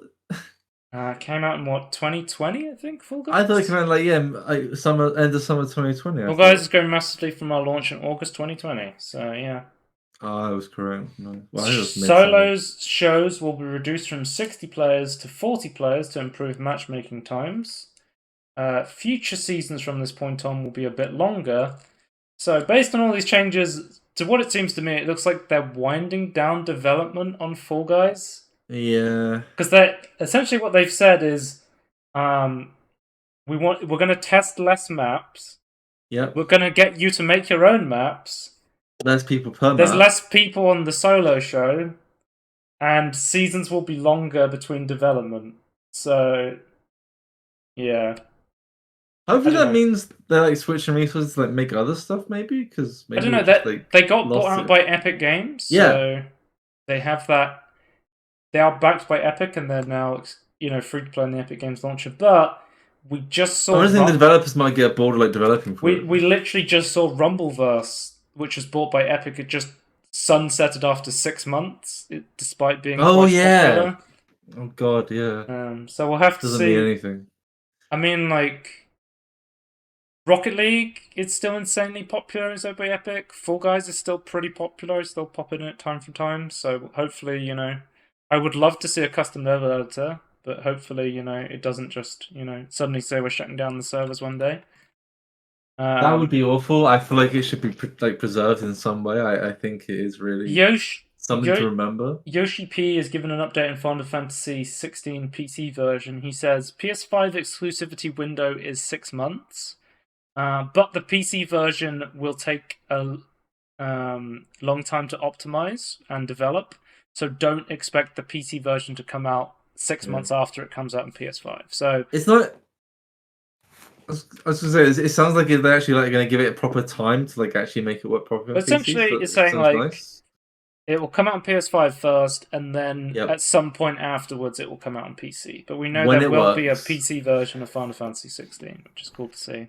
Do you remember this kind of a theme of this podcast, talking about stuff have come out now, suddenly, and it's maybe it should have been delayed. Remember the phrase "it'll be done when it's ready," or "it'll be released when it's ready." Remember that as a concept? You mean Valve time? Yeah. And what Cyberpunk was originally going to be doing. Or what's the Nintendo thing? It's like a rushed, broken game is like you can't. Yeah. I can't remember the quote, but yeah. So you only have one release, basically. A rushed game is bad forever, I believe. Yeah. Is the So Shigeru Miyamoto said a delayed game is eventually good, but a rush game is forever bad. Was famously the Nintendo mythos is we would rather spend more time working on something and release it in a good state rather than get it out and then be bad for that. Quote is agree with that. It's less relevant these days because of patches, but I think it still sort of holds up. You still only get one first impression, and then you have to then try and get a second impression. But I think it's difficult. I think it holds up. It's not as relevant, but I think it still holds up. Yeah. Anyway, and then finally, there's an upcoming expansion for Elden Ring called Shadow of the Erd Tree, and it's currently in development. Can't wait. This is to big watch news. Someone else play it. Jesse, I'm so excited to see you play Jesse, Elden I can't wait for you to play it. Come on, buddy. But yeah, it's kind of quick news because we don't have a trailer, we don't have any information, we just know it's in development sort of thing, but it is big news. Yeah, it's cool that we're getting more because I think it deserves it. Move on to our brand new section that I think I introduced. Emulation Retro. Half-Life 1 Ray Traced is out now, and I've played this, and it's fucking awesome. It is the entirety of Half-Life 1 fully path traced. Oh, sound traced, yeah. Oh, audio RTX. Yeah, fully audio ray traced. I played this a couple of days ago, and it is fucking amazing. Okay. I'm sure it's heavy. I mean, I was running it on a 4080, so I have no idea if it's actually going to make most people's machines cry. But from what I was running, I don't think I can run it. Could try. I could try. Yeah. But not wrong. Usually with even like these old games, having it fully path traced, it's so like heavy. Yeah. The Portal, the room looks so good. And it's got like that. The first game I saw this in was like Halo, the Master Chief Collection, where you can press a button to toggle the lighting effects on and off. And as I was playing it, I was just toggling them on and off, and I was just so like amazed how much of a difference it made. And it even like with the recent release of Portal RTX, it has that thing where on the enhanced mode they have like the 4090 models on the enhanced graphics, and when you turn it off, you can't see them anymore. And one thing I noticed was inside the little computer rooms and the enhanced ray trace version, there's these little 3D models of the engineer from TF2, and then when you go back to the original, they're not there, which I thought was like a nice little reference. Yeah, that's cool. But yeah, I recorded footage of this, and I was struggling to record it. I can grab it because I was like, it's that thing where with action or like something like that, you can. Normally, it'll just detect a game and it'll come up because it's running on like an older gold source version. It doesn't see it. I tried recording my window, and recording my window led to like 20 FPS footage, but it did not look like this for me. Mine was running very smoothly. It's just the way I recorded it. What if you play it back at 3 times the speed? Like old film style. But I gotta say, this even supports DLSS as well. I was running with DLSS on quality. Yeah, I think it's cool that like while adding ray tracing, they also add like DLSS. I think that's. I went mental. Okay, I went mental. Right, I step off the tram. I look at the back of fucking Barney's helmet. And I'm like, wait a minute. Gordon Freeman is fucking reflected in the back of Barney's helmet. I was going crazy. I was like, this is insane. I was like, I can see myself. I can. Like, the amount of the reflections they put in this game is nuts. I mean, there's 4 mirrors in the game now, which was not in the original Half-Life, just to show you the levels of reflections. But from the trailer, the room with the portal, like where like is that where the Zen come out, right? I have footage of that. You mean the Resonance Cascade? Yeah. What's the room called? Is it, or you just know it as like the test chamber? Test chamber. That to me looks like fantastic. The way like the lighting, like I was playing it like late at night, and then I was just like playing it, and then the fucking orange glow. I was like, oh, my eyes, they're burning. Yeah, it looks good. It looks really, really good. Yeah, it's fucking sick, and I love like the emissive lighting where you have like green glow on things around like the portals and stuff like that. It's sick. It's so cool. It's really, really good. And it's such a great way to relive an old classic game. I mean, I would love to just do another playthrough of Portal 2, but I think I literally played through Portal. It's not Portal 2. Half-Life 1 again, but I literally just played through the Gold Source version of this game like this time last year. Like I just played through it again. And I don't know if I could handle playing through Zen again, but I'll see if I launch it up again and play some more of it. I feel like wait until you're enthused. I played a little bit of it, and it's mind-blowing. I fucking love it. And, Tony, Games of the Year 2023, Mods of the Year, we'll have another look at Half-Life 1 Ray Traced. That was delayed so that Quake RTX could come out last year. Well, I don't think it was delayed because of Quake. He was like, I've had to delay Half-Life 1. Here's Quake RTX instead. Yeah. The next major update, Update 9 for Silent Hill 2 Enhanced Edition has come out. This is a fan-made mod project with essentially taken Silent Hill 2 and enhanced it with 60 FPS support, full mouse support, split screen co-op. Split screen? No, sorry, I'm reading the next one. Full mouse support and more. So they fully enhanced Silent Hill 2, which I think is really awesome to support these old games. Then next up we have an update to Resident Evil 5. Got a random update out of nowhere. I was like, what? So I played Resident Evil 5 like a couple years back, not that long ago, and one of the most annoying fucking things about it is you have to have games for Windows Live installed on your PC, otherwise the game will not run, and it is a archaic thing that, you know, even Microsoft doesn't support anymore.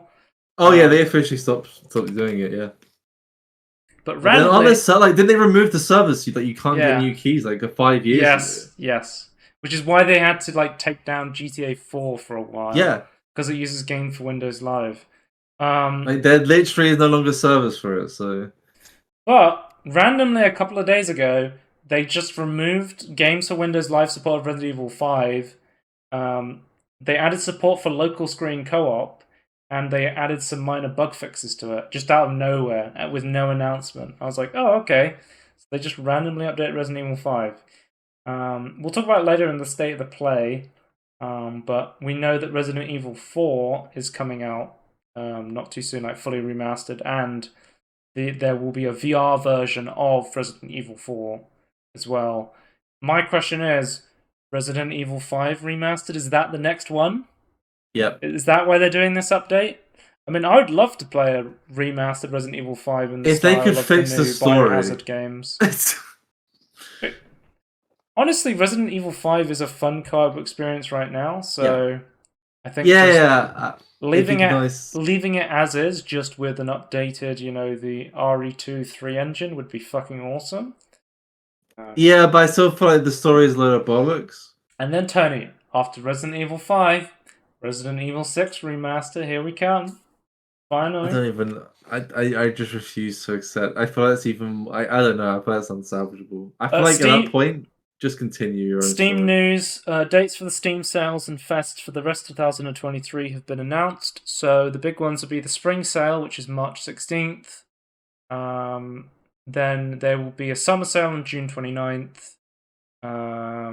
Autumn Sale on November 21st. And then Winter Sale, December 21st. I always think it's weird how there's two major seasonal sales a month apart. But yeah. I feel like they're slowly getting better with it, but we've got a next fest in summer, June 19th. So that's the next one. Oh, sorry, that's the next one coming up. Cool. And I don't know if you heard about this. Valve Dota 2 honeypot bans 40k Dota 2 cheaters. So I don't know if you know about this, but essentially, they see who are cheating. So they created a section of data inside the game client of Dota 2 that would never be read during normal gameplay. So it wasn't used for anything. But they knew that if someone was running cheating software, it would scan the memory of the game, the entire thing, and in order to get information about where people were, like remove the fog of war and stuff like that. And it knew that anybody who was scanning for this data that nobody had any reason to be scanning for, they could identify hundreds of thousands of people who were cheating. And I was like, that's such a cool idea. Yeah, I like that. It's nice. Better than like root kernel access. So all they had to do now was wait, and essentially they put a ban wave through, and they banned 40,000 cheaters from Dota 2, which I think is pretty cool to see. Next up we have Blunders. Rovio Classic Angry Birds, which launched in... launched 2022? It didn't launch 2022, did it? Was it 2012? 11? It's even older than that. Hold on. Oh, it did launch 2022. It was a remake of the original Angry Birds. Okay, so it did launch 2022. That's why I'm getting confused. I was like, when was the original Angry Birds? 2009 was the original Angry Birds. So they remade the original Angry Birds in 2022 with no ads or microtransactions. People liked it. And then they were like, no, we're going to unlist this from the Google Play Store February 23rd. So it's already been unlisted from the Google Play Store because of the game's impact on other Rovio titles. Oh, you mean they didn't want to play bullshit microtransactions? All the other Angry Bird games now are free to play, but they're full of microtransactions. Yeah, you remember when you could buy like for £2 or £5 like a little mobile game back in like 10, 15 years ago. Yeah. That was what I was promised as the future. And I thought that was alright. Mm. This is shit where we're currently at. Mobile gaming is awful. And EA apparently laid off over 100 Apex Legend testers over a Zoom call. Oh my god. Staff at EA's Baton Rouge office Android Wilson, what are you doing? let go today. Oh my god. But the old. Wait, so the testers, like, what they hate. Who was it? Who was it before? Was it Better Help? Zoom. Who was it? Who was the mass fire over Zoom call that I remember? The CEO who fired 900 employees over a Zoom call. Better.com. He essentially fired like 900 people over a Zoom call. Like people were calling. Was that their entire team? What was this website? I don't know, to be honest with you. What they even do. It was like a mortgage website. What? Okay. One-day mortgage website. Okay. Yeah. But they fired like 900 people over a Zoom call, and it was an infamous meme that people put it up about this guy just firing everyone over a Zoom call. And everyone was memeing on it, because like, that's so fucking ridiculous to get all your employees onto one giant call and then fire them all at once. And then EA's like, oh, that's a really efficient way to fire that's people. That's a good idea. Thank you everyone for joining the Zoom call. I have a big announcement. You're all fired. Yeah. It is with a what's the phrase? Like a sad heart? What's the word? Like a sad trombone. Something sad with a sad trombone. I'm afraid we're going to have to let you go. I know it's a difficult decision to make. With a sadness to my heart, it brings a tear to my eye and great. It can be great joy. I mean, tear to my eye. Nvidia news, Tony. Nvidia DLSS 3.1.1 is out. Not to be confused with DLSS 3. We have Nvidia news. Yeah. They're just that big. Well, Tony, are you confused yet? Nvidia DLSS 3.1 is out, and you can also use that with Nvidia's DLSS 3. Yeah. Which is a separate feature, which is the AI frame generation. Yeah, I know. It's really done the way they've named it. I don't know why. Because I think like DLSS 2.5 was the big feature change from the 2.0 to the 2.5 was the ultra performance mode got really good. This was something I noticed playing Portal RTX with my 2080 Super was ultra performance was actually a really good experience playing it through like that.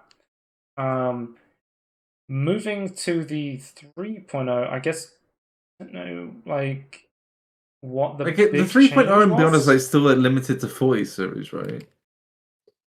Or some of it down to 30 series. I feel like it's just such a mess now. DLSS 3.0 frame generation is limited to 40 series. But everything else is DLSS 3.1 is available in every single RTX card. Okay. Just to clarify the really weird naming SKUs and features that they have and don't have.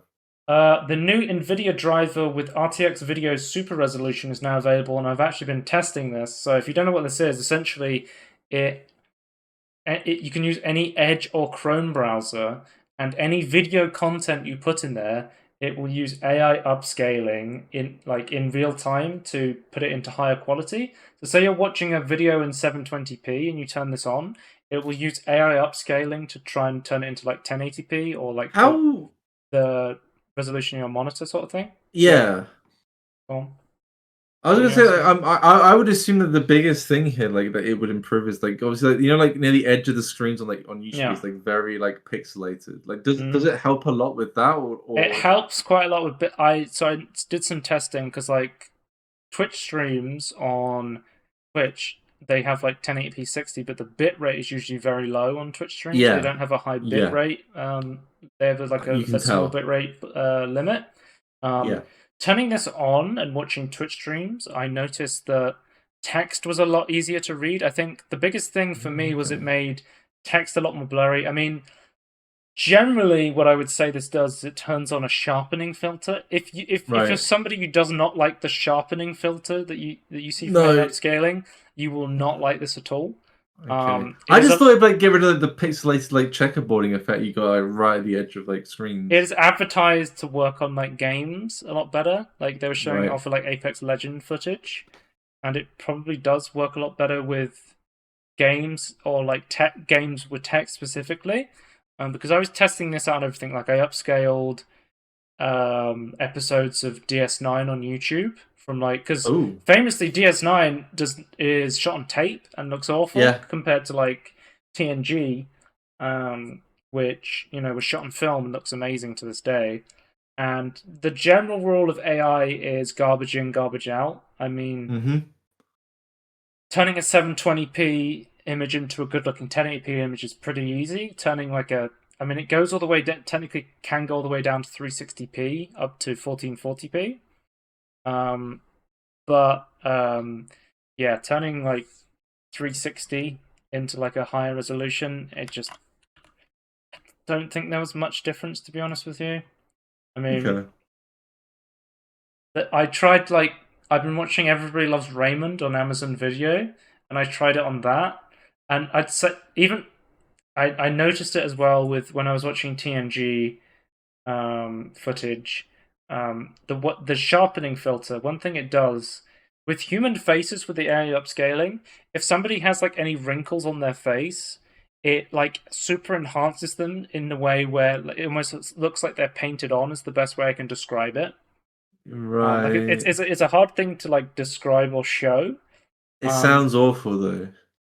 Yeah, it's like when I turned it on, it was like I watched like Riker and he had like wrinkles painted onto his face. And I was like, I don't know, I don't remember Riker like this. Or you get like an opposite effect where it tries to like smooth out faces, and you get like very smooth looking faces with AI.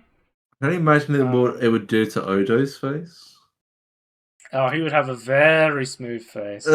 Yeah. But generally, it's okay. Sometimes I turn it on a little bit to test it. I did like watching gameplay with it. I think that I can see that. The intended benefit is like when I was reading text, watching a Diablo stream, it was like, oh, this is a lot easier to read. But then I probably wouldn't turn it on watching like DS9. I mean, technically, I could go back and I could try and watch an entire DS9 episode on Netflix, because you can just run whatever video you want to run in a Chrome or Edge-based browser. Currently, it does not support Firefox. Well, yeah, be fair. But, I mean, I don't know how worth it is. Some people were saying it was using like 10 to 40% GPU power just turning this thing on to watch videos. Oh, Jesus. It does have... This is like a full-time increase. You turn it on in your control panel, and it currently only works with 30 and 40 series cards. I think a lot of the people that are saying it was using a lot more using 30 series cards. I think there's less GPU usage in the 40 series cards. I think more leveraging the AI stuff in the 40 series. Yeah, I didn't have it didn't fit. I didn't test how much of the GPU it was using, but it felt like it wasn't using as much as people had been reporting on 30 series cards. But I have it turned off. I mean, I might turn it on here and there, but it feels like something you would want to toggle on and off for specific stuff. Yeah, I generally wouldn't have it on all the time. I think the performance hits too much, and also there's stuff that just doesn't look great with it turned on. The performance here is like, we're not using it for anything else, or it's fine, but it's like, but it's kind of using more energy. There's like right now I have RTX voice turned on, and I have that permanently turned on. It's about a 1 to 2% performance hit, and it's I'm not fine with noticeable that. at all. If this came out and was like you can sharpen old videos for a 1 to 2% performance hit, maybe I'd leave it on. But that would be an impressive feat, though. Yeah, and they've already said like it is not designed in the same way as DLSS. It's completely different technology. Whereas with DLSS, you are rendering a smaller resolution thing and upscaling it, whereas this you're taking an already rendered thing and you're trying to render the next frame in a higher resolution sort of thing. Because like you can almost cheat with like games because like you have motion vectors and like way more information the engine is generating, whereas this is like it has no idea. Yeah. But yeah, you can use it. I'll do some more testing on some other stuff, but if you don't like sharpening filters, then you probably won't like this. But I don't think it's for me. Unless it works for games better than I think it in my head. I would say generally like Twitch streams is probably the best case scenario for it. It also has 4 quality options, but I didn't see much difference between them. It has 1 I always to 4. wish I could like turn up and down the sharpening stuff because like I kind of want like the non-sharp. I know it's like it's kind of just sharpening stuff, but like I kind of want the non-sharpening part of it only. Well, the whole idea is it's turning like blurry stuff to be sharper and easier to see, sort of thing. So. Yeah, I just in my head like the pixelated like low bitrate stuff to me isn't I'll like have to, like, a sharpness issue, but check back if I do some more stuff with it, or if it gets an update that makes it like more performant or improves it in some way. Oh, the 1.1 is going to be huge.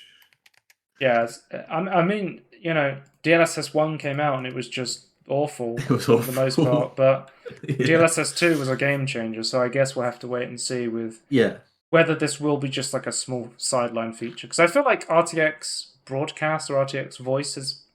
I mean, they did like the eye tracking thing recently for RTX Broadcast, but that seems more like a sideline feature that they haven't really put too much dev time into. They haven't really worked on like a main development cycle for it. So I have to wait and see. Nvidia news. At a press conference in Brussels, Microsoft President Brad Smith just announced all Xbox PC games will be coming to competing cloud service Nvidia GeForce Now. And I wrote, Brussels sprouts for inventors. Maybe. This feels like buying votes for World Congress in Civ. Like, if you don't... I think 100% it is, yep. Nvidia now supports the Blizzard Activision merger thanks to this move. That's what I feel like is going to be coming out. So Nintendo does as well because of the other one they were doing. Yeah, in unrelated news, Microsoft signed a binding 10-year contract with Nintendo to bring Xbox games to Nintendo gamers, including Call of Duty was the big one. They said a 10-year agreement to bring Call of Duty on Nintendo platforms. Microsoft's played Civ 5 before, and they did just state this. They did state that it was Nintendo platforms rather than specifically the Switch. So either Microsoft knows something that we don't, or they're going to be, Nintendo's either going to be releasing a new console, or they're going to be. Realistically, they're going to have to be cloud streaming Call of Duty to the Switch because Call of Duty's too big for the Switch right now. Did you see the UK government was like investigating the merger, and it's like they have something like Nintendo Switch and redacted, and it's like, wait, what? What's redacted? Steam Deck was redacted. It was the Steam Deck. No, it was under the Nintendo line. It's like, so yeah, who knows what the hell's going on there? I don't think it's what people think it is, but it's interesting. Jokes aside, this is actually really cool news because GeForce Now is legitimately the real deal with game streaming, like especially it's the real Stadia, like especially with the 4080 tier they just put out, like 4K 120 game streaming is now like very doable. If you're ever gonna rent a PC, latency. GeForce Now is the way to do it. Why is Counter-Strike 2 trending on Twitter? What? Apparently Nvidia Profile Inspector leaked a app executable called CS:GO 2, and everyone's going crazy, going, Counter-Strike Source 2 is coming out. It was leaked by Nvidia. To be fair, Nvidia has leaked a lot of shit in their like there was like the holy list of like every game that was supposedly coming to PC, and it all came true, sort of thing, with like the like Returnal and Sackboy and shit like that coming to PC, God of War coming to PC and stuff like that. So they're all true. We'll have to wait and see if Jensen's prophecy, Nvidia, leaked again. CS:GO 2 is coming out, guys. CS:GO Source 2 is coming out soon. You heard it here second. Yeah. VR news. Kill It With Fire. VR is coming to the Quest 2, PC VR, and PSVR 2 as well. So I have played Kill It With Fire, and it's an awesome game about, destroying a house just to kill a spider, any means necessary sort of thing. And it is also coming to VR, and it looks really, really fun. I love the concept, and it looks like it would be a good fun in VR as well. So cool to see this one. Might be more fun than VR, right? Yeah. Oh, he's getting the old weed whacker out for the spiders. Kill them all. The strimmer. If you've ever seen a spider in your house and wanted to burn the entire house down just to kill the spider, this is the game for you. I don't have arachnophobia, so I can't say I do. Also in VR news, we have another Fisherman's Tale. This is another release from The Fisherman's Tale, which is a very popular, successful, like puzzle story sort of VR game. It's also coming to PSVR 2 as well as PC VR. It looks pretty good. I have a Fisherman's Tale, the first one, and I've heard it's like really, really good. It is like a little VR puzzle adventure game with some cool little story elements to it. So I'm interested to see how this sequel turns out, because I've heard very positive things about the first game. And yeah, it's awesome.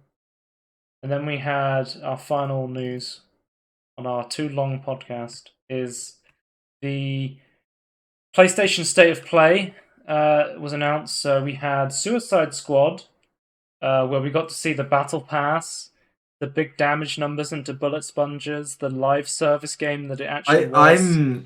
The live service is disappointing to me. So I was like, okay, well, I thought that game, the actual gameplay was really cool, and it was from the developers, Rocksteady, of the original Batman Arkham trilogy, which are like awesome games. So I was excited for it to come out. It looked really fun, and then they were like, a live service game, Battle Pass, all this shit I don't like, and I'm just like, okay, I've lost all interest for this game now. Yep. Just release normal single player games or co-op games, please.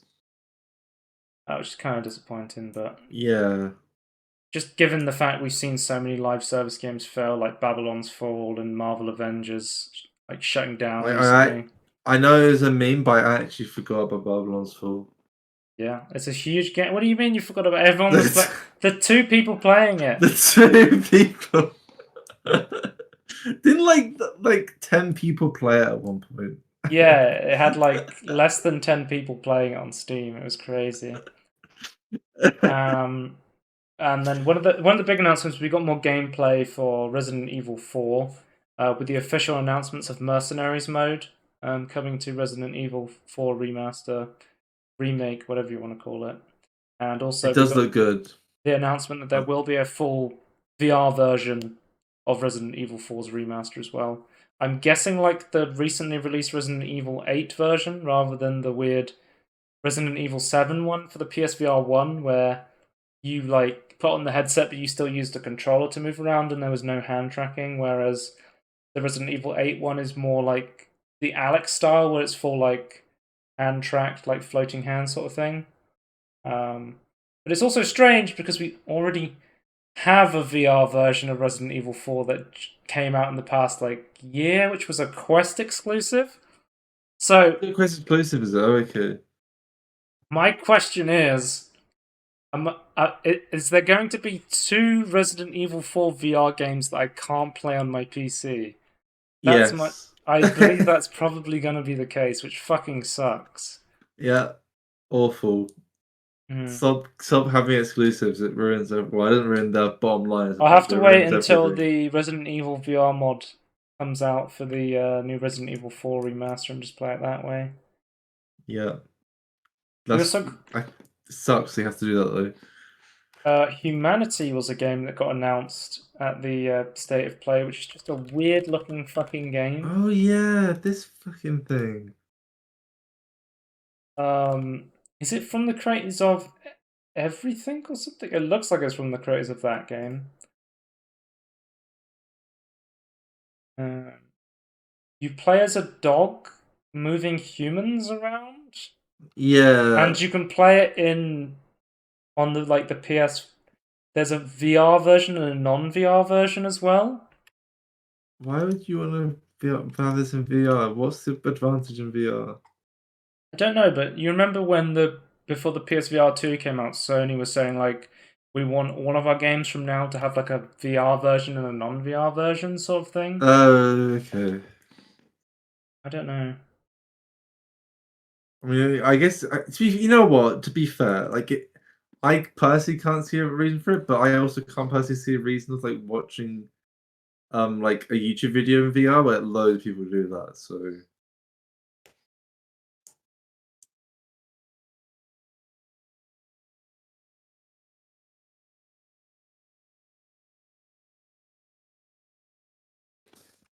This Everything game. It was made by someone called Dave. Okay, so it looks like that Everything game, but it was made by a different person, from what I could tell. David everything was O'Reilly. more like a sandbox sort of thing. Don't know. I just thought this looked weird, and I was like, to be honest, Yeah. the State of Play from PlayStation was kind of boring. It was like a bunch of Suicide Squad that made me not interested in the game. Resident Evil 4, which was cool. Yep. A weird indie game of Humanity, which was like, it looks, it might not be good, but it looks fucking interesting at least. And then Really we also had an funky announcement that we're getting like more PC VR games coming to PSVR, which like Green Hell VR is coming to PSVR 2, and Before Your Eyes VR coming to PSVR 2. I think I talked about this before, but I was just thought the idea of using eye tracking to like literally track your eyes in that game is really cool. Makes because the sense. way it works when I play it on PC was it uses a webcam to track your eyes, and it's a really cool little cinematic sort of experience, and I quite like that game, so eye tracking makes a lot of sense there. I just hope more VR headsets come out with VR tracking. Eye tracking in them. 100%. Not just for foveated rendering, but the idea of controlling things with your eyes or like social features. Or even showing it in like multiplayer. Yeah.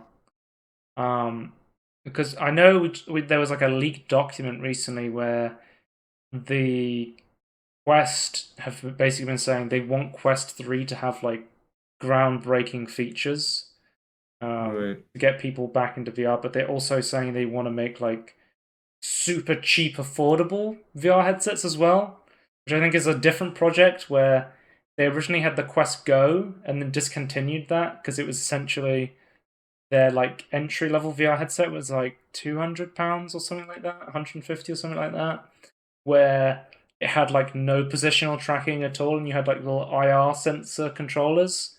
And they essentially, after they released that, said they would never make a non-positionally tracked VR headset again. Okay. So, yeah, we'll have to wait and see. VR, like the PSVR 2 looks fucking amazing. I would get one if if you could play it on a PC. It looks so good.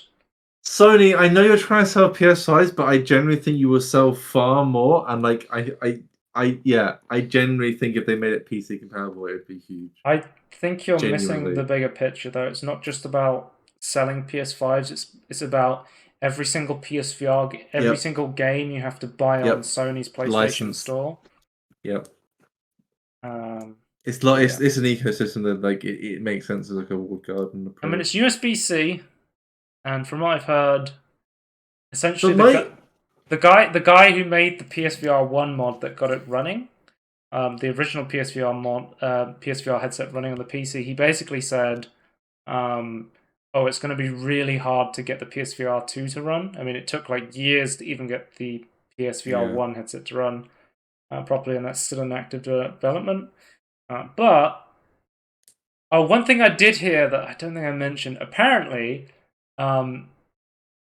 the software that the PSVR 2 is running on is based on a open source version of Linux.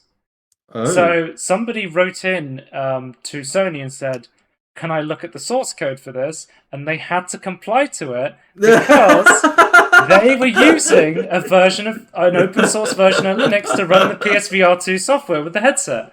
So people actually have some of the source code for PSVR 2 now. That's amazing. That's great. I like that. So potentially they could get it running on PC. We'll have to wait and see if that actually comes to fruition. But I thought that was fucking hilarious. Yeah, that's good. Good job, whoever wrote that original license agreement. It's not license agreement, but it's like open source agreement. Because I read this Twitter post. It was just like, reverse engineer the code, X. Try and figure out how to do it, X. Ask Sony for the source code, tick. Yeah, just how you do it.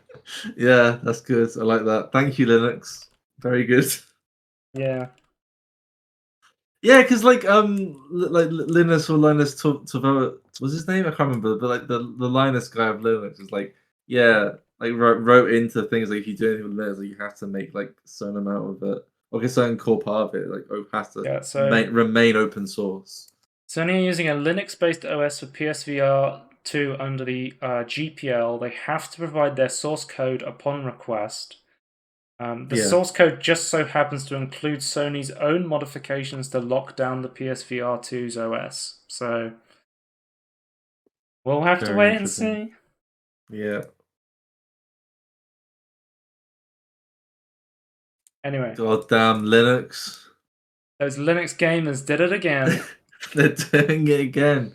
Next thing you're going to know, you're going to be having a Steam Deck plugging into your PSVR 2.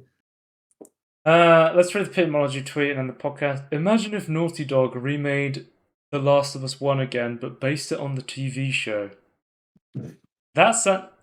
This is sort of a joke that, Naughty Dog just keeps remaking The Last of Us over and over again. Yeah. With their like remastering from like the PS3 and 4 and stuff like that. But I've got a better Naughty Dog joke. Well, in my opinion, better. Yeah. I can't wait for The Last of Us kart racer. Bloodborne kart? Yeah. You can check us out, the Inbetween Podcast, youtube.com/@everythinginbetweenpodcast. Check us out on YouTube, twitch.tv/Scorn if you want to watch me live, and @Scorn2000 on Twitter if you want to follow me there for some reason. I'm taking a sip of water right now. It's a refreshing thirst. shows.cast.com/everythinginbetweenpodcast. If you click on the episodes you want to watch, there will be a link to our Apple Podcasts and Spotify version if you want to listen to the audio version of the podcast. And we will see you next time. Goodbye. Bye.